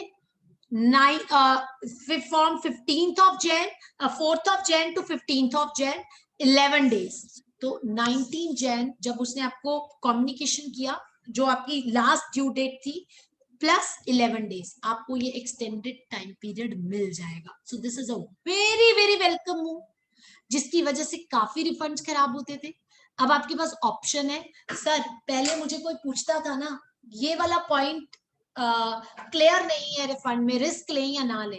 we used to say don't take risk, because अगर ऑफिसर ने एप्लीकेशन रिजेक्ट कर दी, so there will be a problem, आप दोबारा उस एप्लीकेशन को लगा नहीं पाएंगे। But now this withdrawal of refund is indeed a blessing. आप रिफंड लगाइए। I am telling you something which is off the way. आप ऑफिसर से बात करते हैं, अगर आपको पता लगता है that he is not satisfied with any of your view in a hearing और otherwise, so you can directly withdraw your application and you need not to get it rejected. So उससे क्या होगा, आपका राइट बना रहेगा, right. सो जो refunds है उसमें ये amendment I that even now you can withdraw the application. Sir amendment आने से पहले ये फॉर्म साइट पे आ चुका था, so withdrawal form they have already given. फिर उन्होंने विद होल्डिंग रिफंड के कुछ फॉर्म्स चेंज किए थे, I am not discussing those forms right now. Important change sir, पहले, अब now please have a look, this is mister supplier, this is mister recipient. Mister S का, friends please make it a point, mister S का number suspend हो गया।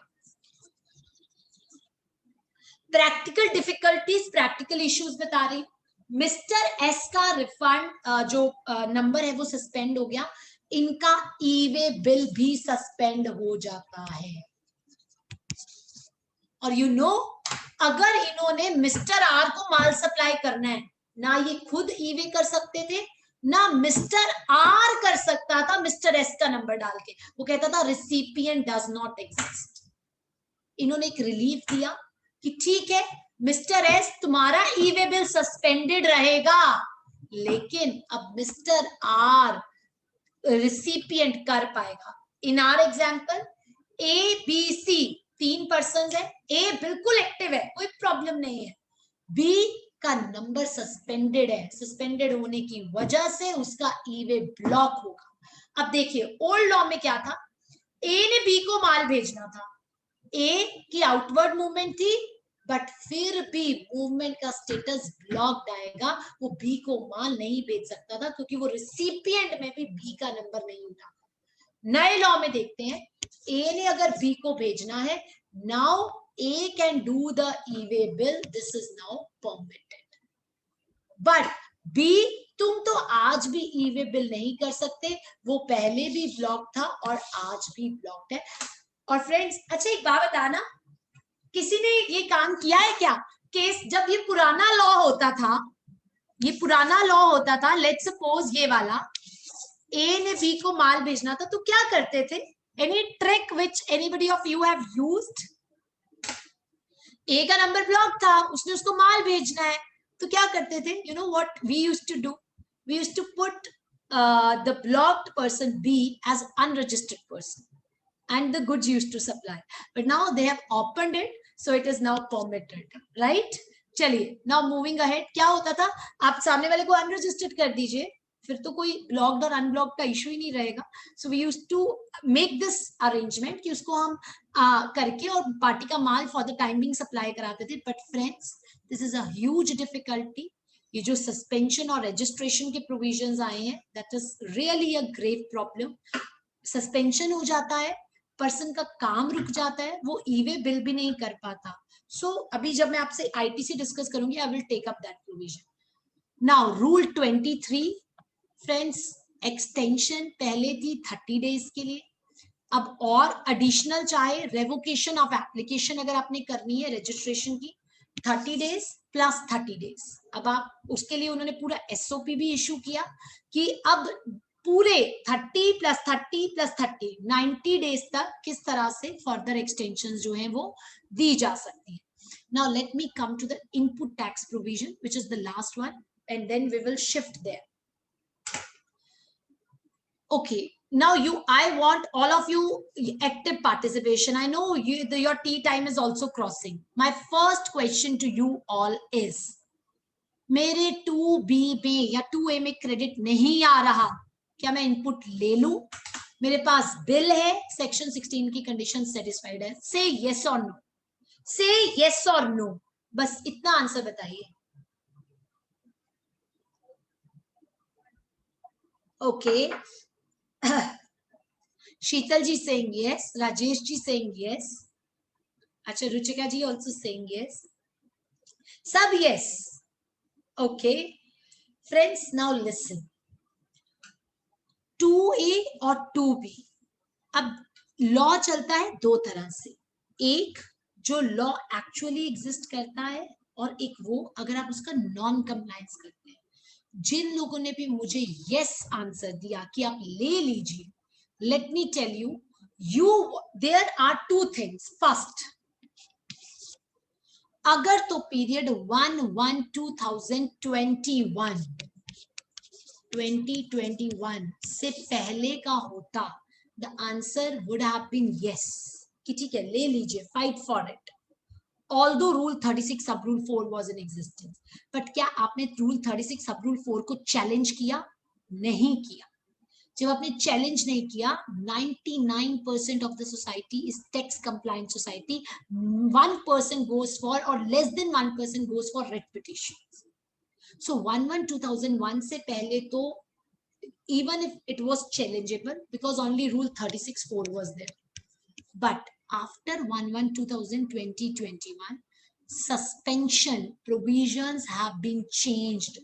2A is in front of you, and this 2A says that when a consumer comparison is made between your inward supplies and your 2A or 2B, my dear friends, अगर ये match नहीं करता and there are deviations, then your number can be liable to be suspended.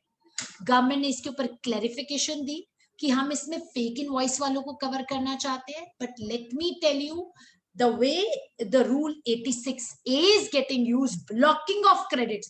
आपके एसएससीज के क्या RTPs के block नहीं किए जा रहे, those are getting blocked.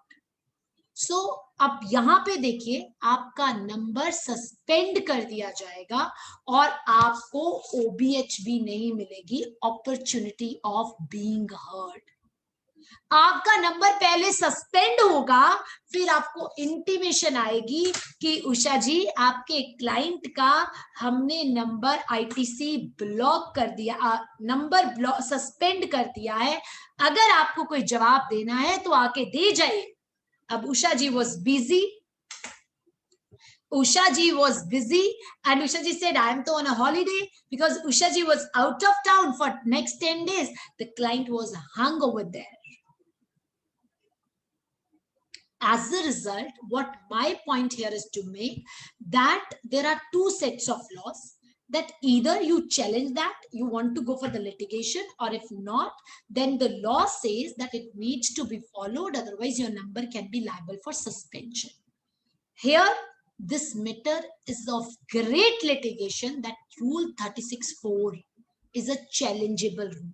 Reason, my dear friend, 16(2)AA is a section which has not yet been empowered.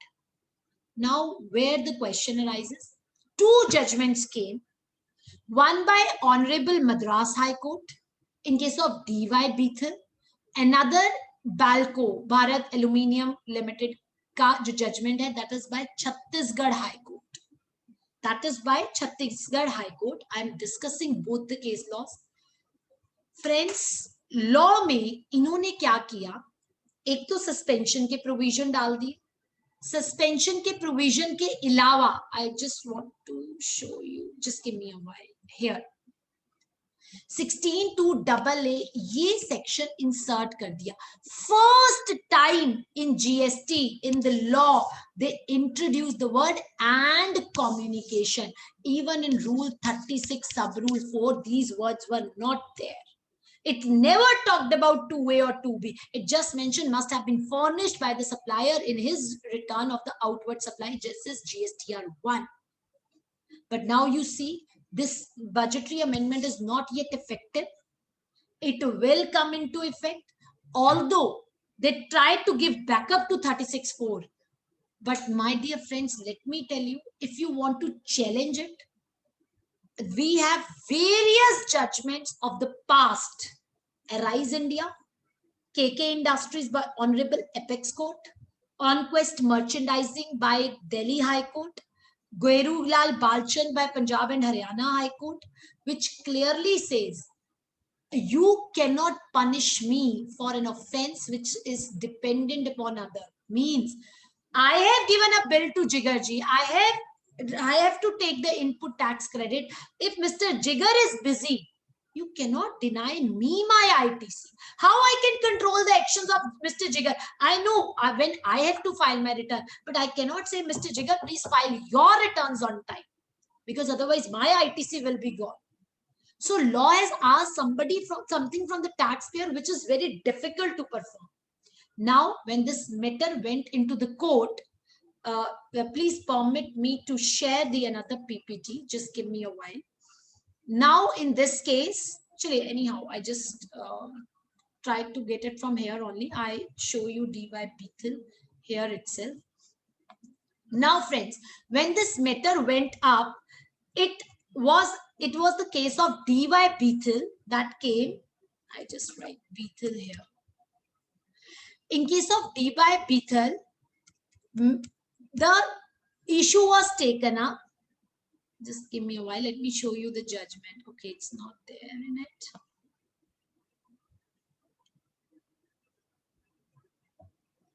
I just shared the another PPT. Just give me a while.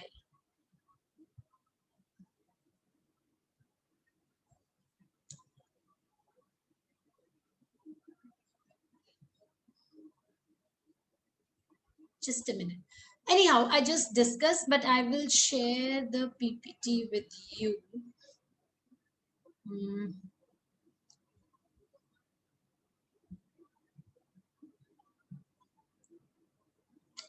Now, I tell you what happened in DY Bethel. Friends, there was a purchaser, but that would be better understood. Just give me a while. Let me open it. Meanwhile, sir, if anybody has any queries, so you can please unmute them to ask me the query for the topic.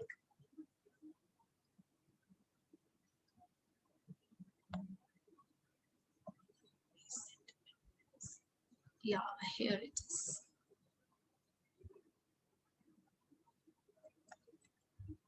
किसी की कोई query नहीं है आज?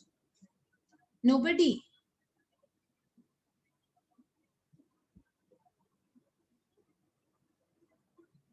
Here it is. Sir, is the screen visible? Yes. Okay. Friends, have a look here on DY Bethel case. In this case, in case of DY Bethel, this was the purchaser Bethel. Now there was a seller, Charles and Shanti. The entire transaction was done through a proper banking channels. The goods were purchased, the payments were made. But Charles and Shanti, they did not pay the tax. Please don't only go by the name and the citations and the preferred right lines of the case law. Please read the case law in depth and what it is talking about. Officer, what he did, because Charles and Shanti did not pay the tax, made the addition in case of Bethel, the purchaser. When the addition was made in the case of Bethel, then the matter was taken up and it was held by Honorable Madras High Court that you cannot proceed directly towards the purchaser. My dear friends, the court didn't say that you cannot make the recovery from the purchaser. There are two different things. It didn't say that, okay, you cannot make the recovery from the purchaser. It said that first the action needs to be taken because Bethel raised the objection that Charles was Shanti, they were not made the defunct dealers, their numbers were not cancelled, there were no inquiry being set up against them, no action was taken against Charles and Shanti. So the court held that department must first proceed towards buyer, towards the seller, and then come to the buyer for the purpose of recovery if the amount becomes unrecoverable from the seller. So this was the judgment which came as a relief by the Madras High Court in this case, but not directly. Same is the judgment by the Honorable Chhattisgarh High Court, where it has been held in case of Balco, a stay of the recovery proceedings has been marked, where the department was making the recovery proceeding. Judgment is Balco by Chhattisgarh High Court, Bharat Aluminium Limited Company, in which it has been held that the recovery proceedings are stayed. Why? Due to mismatch of 2A versus 3B. Because he has taken credit in 3B, which was not appearing in his 2A, the recovery was initiated by the department, but it has been held. This is the recent judgment of June 2021 itself. By the Honorable Court. Now, friends, the issue comes in the normal scenarios. If we go to the departments, because of the jurisdictional issues of the High Court, and those are further getting challenged, this is not so easy. So as to the impact, you make the law compliance. So please take the ITC, which is showing in your 2A. Otherwise, the relief will be available only through the writ petitions or through the litigation. I hope this point is clear to everyone. So now we move on to the last topic, which is the assessments and the audits. Friends, first of all, the practical difficulty that is arising.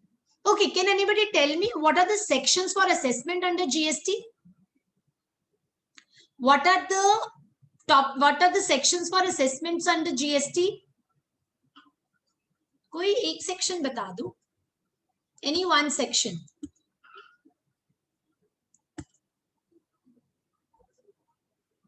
Wait, let me open the chat box. Section 62, section 60, बस पता लग गया, सब जाग रहे हैं. 59, 60, 62. Okay, I can see a number of them. Right, friends. So this is what we are going to discuss. Chat box. चलिए, anyhow. Friends, सबसे पहले assessment का definition is given in section 2, clause 11. Assessment has been defined. It has two parts, means part as well as the includes part. If I talk about departmental assessments, determination of tax, and it includes part contained assessment, self-assessment, reassessment, provisional assessment, summary assessment, best judgment assessment, which we are going to take right now.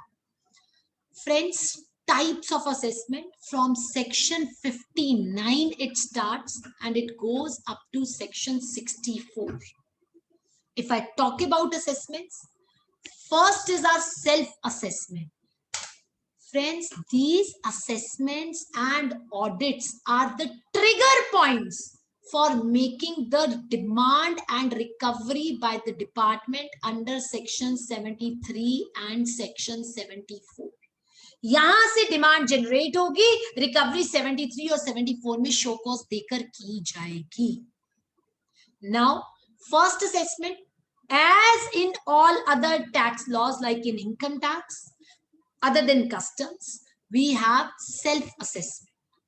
Self-assessment में friends section एक line का है, लेकिन इतने issues हैं इसमें. Now have a look on it. Every registered person shall assess the tax payable under this act and furnish a return under section 39. Now my first question to all of you is GSTR1 a return under GST?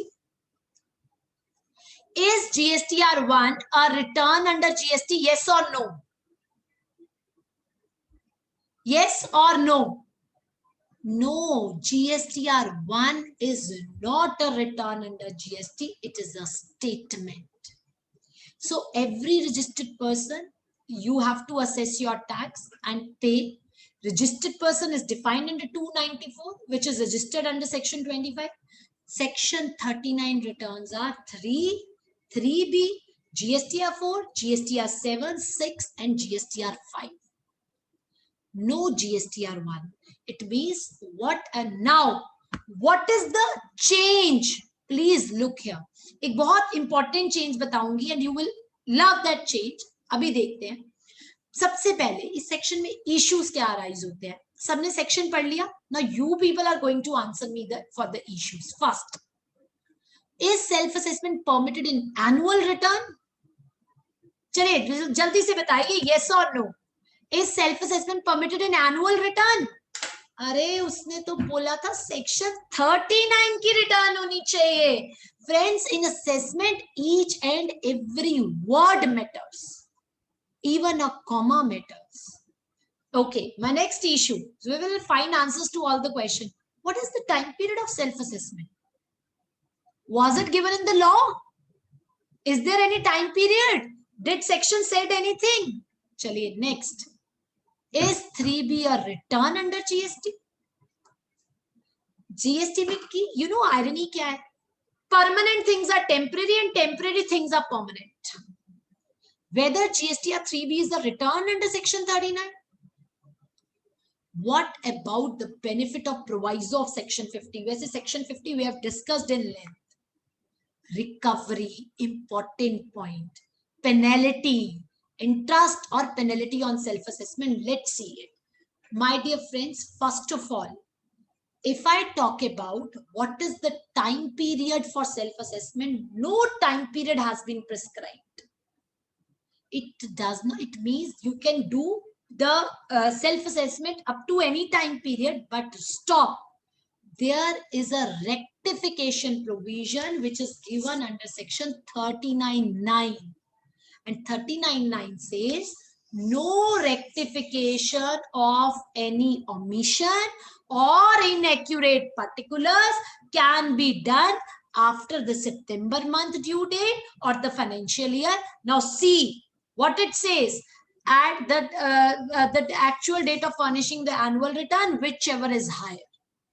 Friends, it talks about in such form and manner as may be prescribed. And let me tell you, this form and manner, the rules have not yet come and the date is to be notified. And you know what we are doing? There came a circular 26/26/2007 जिसने कहा था ठीक है rectification करनी है ना, next return में you do it, correction in the subsequent months. All our things are based upon only on this circular. Only on this circular, because they have not yet notified the date of section 39(9). So as a result, again, the same time periods applied by way of circular and the provisions which says that till September you can do your self-assessment and it does not cover your annual return. Moving ahead. Second point, is GSTR 3B a return? Friends, in case of AAP and company, the matter was taken up and it was held that 3B is not a return in lieu of GSTR 3.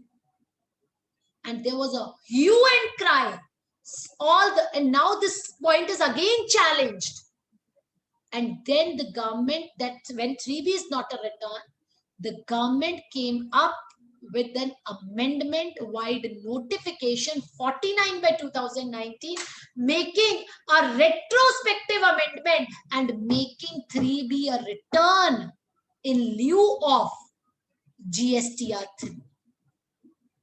So as of result, by way of, although this retrospective amendment is itself challenged, but now 3B is a return. It means you can make the self-assessment in GSTR 3B. Interest I am not taking, but I want to highlight one point in assessment. आप में से कितने ऐसे लोग हैं जिनको 44,000 करोड़ की demand में से नोटिस आए थे कि इंटरेस्ट भरिए और डिपार्टमेंट ने ऑटो रिकवरी की थी? Friends, in case of interest, the department says that the recovery of interest is automatic, but consa interest which you show in your return, and if you have only shown a liability of 1 lakh rupees but no interest thereon, they cannot make the recovery of this amount without issuing any show cause notice. So एक चीज important point बता रही हूँ, important amendment बता रही हूँ. Section 75 subsection 12 says जो आपका self assessment tax है, अगर वो unpaid रहता है, if that remains unpaid, the recovery can be made without issuing of show cause notice itself. Friends, see such a big move. मैंने आपको क्या कहा? GSTR 1 is not a return. As a result, GSTR 1 में whatever liability you were declaring was not a self-assessment tax. In this budget, amendment is proposed in this section that now the tax which you will declare in your GSTR 1 will be a self-assessment tax. How it matters? In 3B, you show the tax of 500. And in GSTR 1, you are showing a tax of 1 lakh. You paid tax of 300. In GSTR 1, you are showing 1 lakh. Department can make the recovery of this 1 lakh without issuing any show cause notice. And this is going to be a big, big challenge. GSTR 1 lakh rupees is now going to be a self-assessment tax, the recovery of which can be made without issuing a show cause notice. And friends, what about the penalty? As per law, there is a section 73 subsection 11, which says that the department can levy penalty if the tax remains unpaid. However, government has issued a circular 76 by 50 by 2018, which provided the relief that, okay, even if your tax remains unpaid, the recovery actions will not be taken. Right? So self-assessment tax, time period is not given in the law, but the time period as mentioned in 39(9) and by circular 26 is applicable. 3B is considered as a return, although the same is challenged in the court of law. Thirdly, recovery of interest is automatic, but the same cannot be made directly without issuing show cause notice. Wide amendment, now GSTR 1 tax, if greater than 3B, will be considered as self-assessment tax, and which is a very great point, and the recovery can be made. Moving ahead, second assessment is provisional assessment. Friends, what happens? Sometimes you are not clear about what should be the value and what should be the rate of tax. In that case, when you are not aware about the value or rate of tax, you can apply to the proper officer to make your provisional assessment. The entire forms you will file ASMT 01. He will reply. He will give you a show cause notice. May call you in person. Kahan dikkat hai? आपका एक topic भी है classification. आपको समझ ही नहीं आ रहा, lots of notices आ रहे हैं, आपको पता नहीं लग रहा. Like you had it in case of hand sanitisers, 12% लगाऊं, 18% लगाऊं. You could have applied for a provisional assessment. Within 90 days, they are bound to give you the order. After they indicate the amount of bond and security you are required to deposit, bond in ASMT 05 and security up to maximum of 25% of the bond can be demanded. You are required, then they go for your final assessment. Friends, this provision was a very relevant provision. Question क्या आता है, कल को आपको उन्होंने कह दिया provisional assessment में that you are required to pay at the rate of 18%. Later on the liability is at 12%. You are eligible for refund of 6%. मिल जाएगा subject to unjust enrichment. Subject to unjust enrichment. However, if vice versa, you paid at the rate of 12%, liability arises at the rate of 18%, you are supposed to pay it along with interest. 6 months is the normal time period to get the final assessment unless extended. Provisional assessment can be taken in various situations. I've given many examples. Example, whether my product is covered by exemption, credit note issues. Now I give you an example. In your industry, you know that after the purchase of 10,000 units, you get a 10% discount. And you say, I am not going to pay on this 10%. मुझे तो आज ही 10% का benefit दो, I want to pay on a lesser amount. So in that case, the provisional assessment can be resorted to. Credit notes, classification issues, quantity discount issues, electricity reimbursement issues, the provisional assessment can be taken. After this provisional assessment comes the next assessment, which is scrutiny of returns. Anuji, can I take just 10 minutes more to wind up the topic?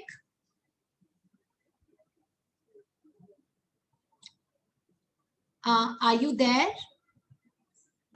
Yes, madam. It's okay. Yes, madam. You can continue. Okay. Friends, scrutiny of return is the main section. Please have a look. Proper officer is there, registered person is there. He furnishes the return. The proper officers, so we talked about 59, 60 and 61. You have filed a return.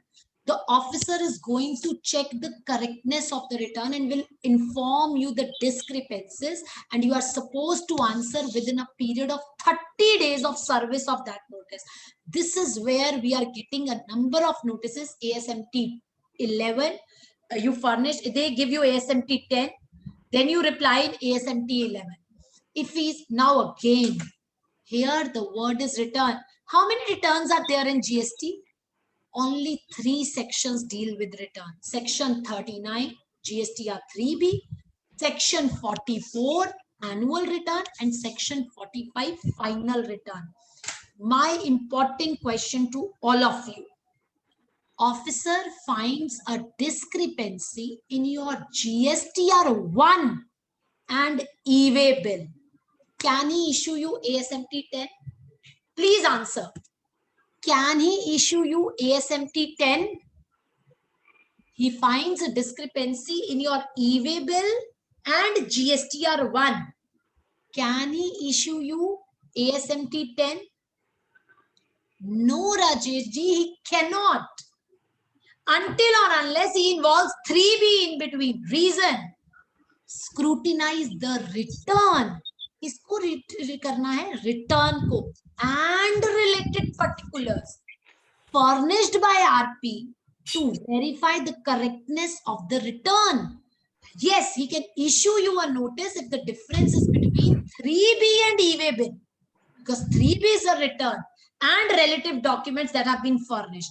But for GSTR 1 and e-way bill, ASMT 10 cannot be issued because GSTR 1 is not a return. I hope you got it, and inform him of the discrepancies. आपने जवाब दिया, officer ने accept किया. Sir आप please check करिएगा, जो आपको notice आता है ना राजेश जी, वो 3B और ई-वे बिल के मिसमैच का होता है, not GSTR 1 and that. and that needs to be checked. हमारी problem पता है क्या है? हमें notice आता है, हम reply देते हैं. We don't check the jurisdiction. My next topic with all of you is GST litigation.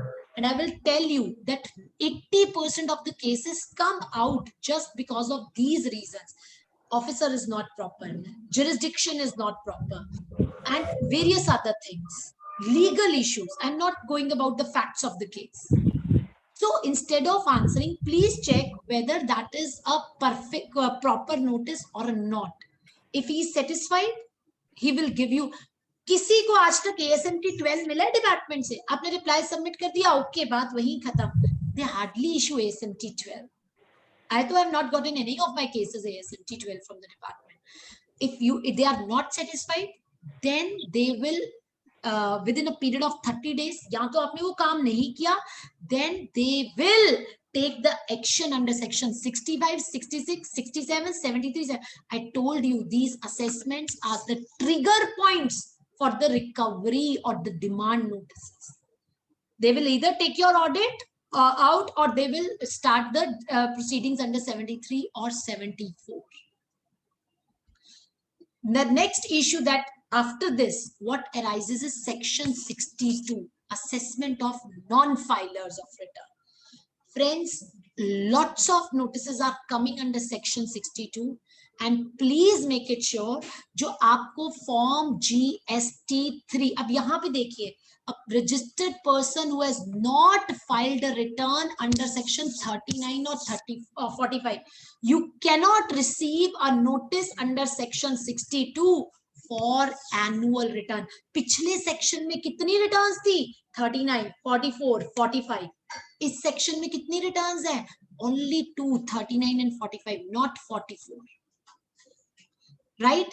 Please make it sure, friends. Section 62 का अपना कोई notice नहीं है, और बहुत notice आते हैं. 5 दिन return delay तो करके देखिए, आपको notice पे notice fall करेगा कि आपके 5 दिन निकल गए, और वो notice आता है 46 के अंदर in GSTR 3A. And my dear friends, that notice under 46, which is in form 3A, is a notice for best judgment assessment. अगर आप अपनी return नहीं भरोगे तो कोई BJA का separate notice नहीं आएगा. They say you that within 15 days you furnish your return. If you will not do it, they will do the BJA directly. And now my question to you is, in the notice they gave you, but before the order you filed your return, the officer will have to accept the return, or he can make the assessment order of BJA on his own assessment. On his own assessment. Friends, बीजे इसमें ध्यान रखिएगा, notice जो 46 में आता है, आपने return file नहीं की, फॉर्म GSTR 3 है, वही आपका बीजे का नोटिस है. कोई सेपरेट अपॉर्चुनिटी नहीं मिलेगी, सीधा बीजे का ऑर्डर आएगा, ASMT 13 में उसकी समरी अपलोड हो जाएगी. एक क्वेश्चन पूछूं, which is one of the very valid questions. एक ऑफिसर ने DRC 01 इशू कर दिया पोर्टल पे, क्या ये एक वैलिड नोटिस है under section 73? Is it a valid notice under section 73? Yes or no? A form DRC 01 is issued on the portal. Is it a valid notice under section 73? I told you many of these things can go only on these grounds. Please answer yes or no. The answer is no. Please read the wordings of section 73. It says you will be issued a show cause notice, and a summary of that will be uploaded in DRC 01. DRC 01 is a summary. You must get a proper notice. Just issuing of DRC 01 is not a valid service of notice under GST. If you furnish the return, my dear friends, assessment order shall be deemed to be withdrawn, और जो आपने return भरी होगी वो accept कर ली जाएगी. But अगर आप नहीं करते तो ऑर्डर जो है आपका BJA का पास हो जाएगा. And this is one of the important thing that section 62 you will be given a notice only under section 46 and not other things. Now, in this case, other than that, my dear friends, the issue arises. Friends, what I have done, a number of case laws that have come in that section dealing with all such things, I have put in here for your reference, for your understanding. Now, I'm on the last second section, section 63, assessment of unregistered person. In this case, my dear friends, पहले क्या था? You filed the return, scrutiny. You didn't file the return. You were issued a notice. Now the person is unregistered. Again, but there is a difference. In section 63, it has its own opportunity of being heard. ये देखिए. If you are a person who is liable to take the registration and you have not taken, if you are a person, your registration has been cancelled, but you are supposed to pay the tax, the officer will issue you the notice within a period of 5 years from the filing of your annual return. That is why we used to say, don't extend the dates of annual return. Give the waiver of the late fee. जितना ये time period आगे बढ़ा है उतनी हमारी assessments का time period जो sword which was hanged on our heads still will continue. So opportunity, अभी तो जीएसटी में litigation era is going to start now. Abhi to we were difficult with the compliance level. Now they are saying now the actual issues are coming up when we are going for audits, when we are going for the assessments. So opportunity of being heard here in this case, there will be a separate notice which will come. And again, please make it sure, friends, the summaries are uploaded in DRC forms. The notice must come in a proper form. Summary of show cause notice is to be uploaded as per the rules. This is how the departmental site looks like and how they formed for it. The last assessment is section 64, which is a summary assessment. This is to be resorted only in exceptional circumstances with the permission of additional or the joint commissioner. In this case, my dear friends, evidence must be there that, okay, if I will not make the recovery from this person will flew away. There will be a loss. If the liability pertains to it is not ascertainable, then there will be a problem. Only then you resort to, there will be a loss of revenue, but there must be a proper permission and proper evidence in order to make the assessment under this section. The proviso is very important. Friends, अगर किसी को ASMT 16 आता है, that okay, you are liable for summary assessment. And later on, if it is proved that nothing such panic situation exists, they may withdraw the assessment order and issue a normal SCN under section 73, 74. So section 64 summary assessment is an immediate assessment, but there is a proviso to it where the taxable person to whom the liability pertains is not ascertainable. You know whom it is talking about? For example, your vehicle is detained on the way. Owner does not come forward. So जिसके पास ये possession होगा goods का, the person in charge of that goods have to pay the requisite tax and get the assessment done. So these are the certain special points with respect to the assessments. Sir, audits we will cover along with the litigation. There are small sections of 2 audits, but उसमें मुझे litigation से respect कुछ issues बताने हैं, so that I will not be taking up today. With this, I end up my deliberation. Over to you, sir. अरे यार बंद करिए, बैटरी बंद. Acha, Jitenji, I just saw your message. वैसे भी I planned it like that audits and litigation will grow together. So because आज updates भी थे, so that was quite a lengthy one. Thank you so much, sir. And sir, किसी की member की कोई query है तो say that person, क्योंकि chat box तो मैंने साथ deal कर लिया था. They can directly ask me directly over this.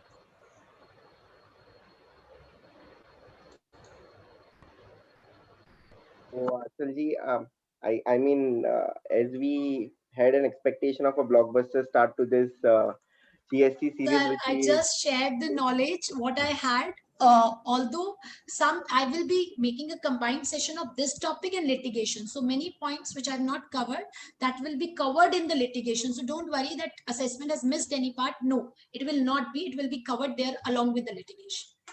Yes, Achalji, and I think that was the perspective of having a common speaker for different topics so that the flow and content can be balanced out. Now with this, I would now like to invite Arif to present a vote of thanks to Achalji. Thank you, ma'am. We are deeply thankful to you, ma'am, for accepting our invitation for today's session. It was amazing lectures, and within short period of time, you have explained each and every point. And I think member will be benefited out of this. And once again, thank you, ma'am. Thank you so much, Archie. Thanks a lot, and I'm really thankful to all the participants for active participation. But next time, थोड़ा ज़्यादा participation करना. मैं बार-बार नहीं बोलने वाली हूँ. Right? So litigation is a very, very interesting topic, and I hope that we will enjoy that together. So stay tuned for the next session. Thank you so much for bearing me, for listening me for 2 hours. Thanks a lot. Yes. So with this, we conclude today's session. We'll again assemble tomorrow for the session with by Sneha Daftari on GST. And the link for tomorrow's meeting will be shortly made available to all members by 9 p.m. Then stay indoors, stay safe. Thank you.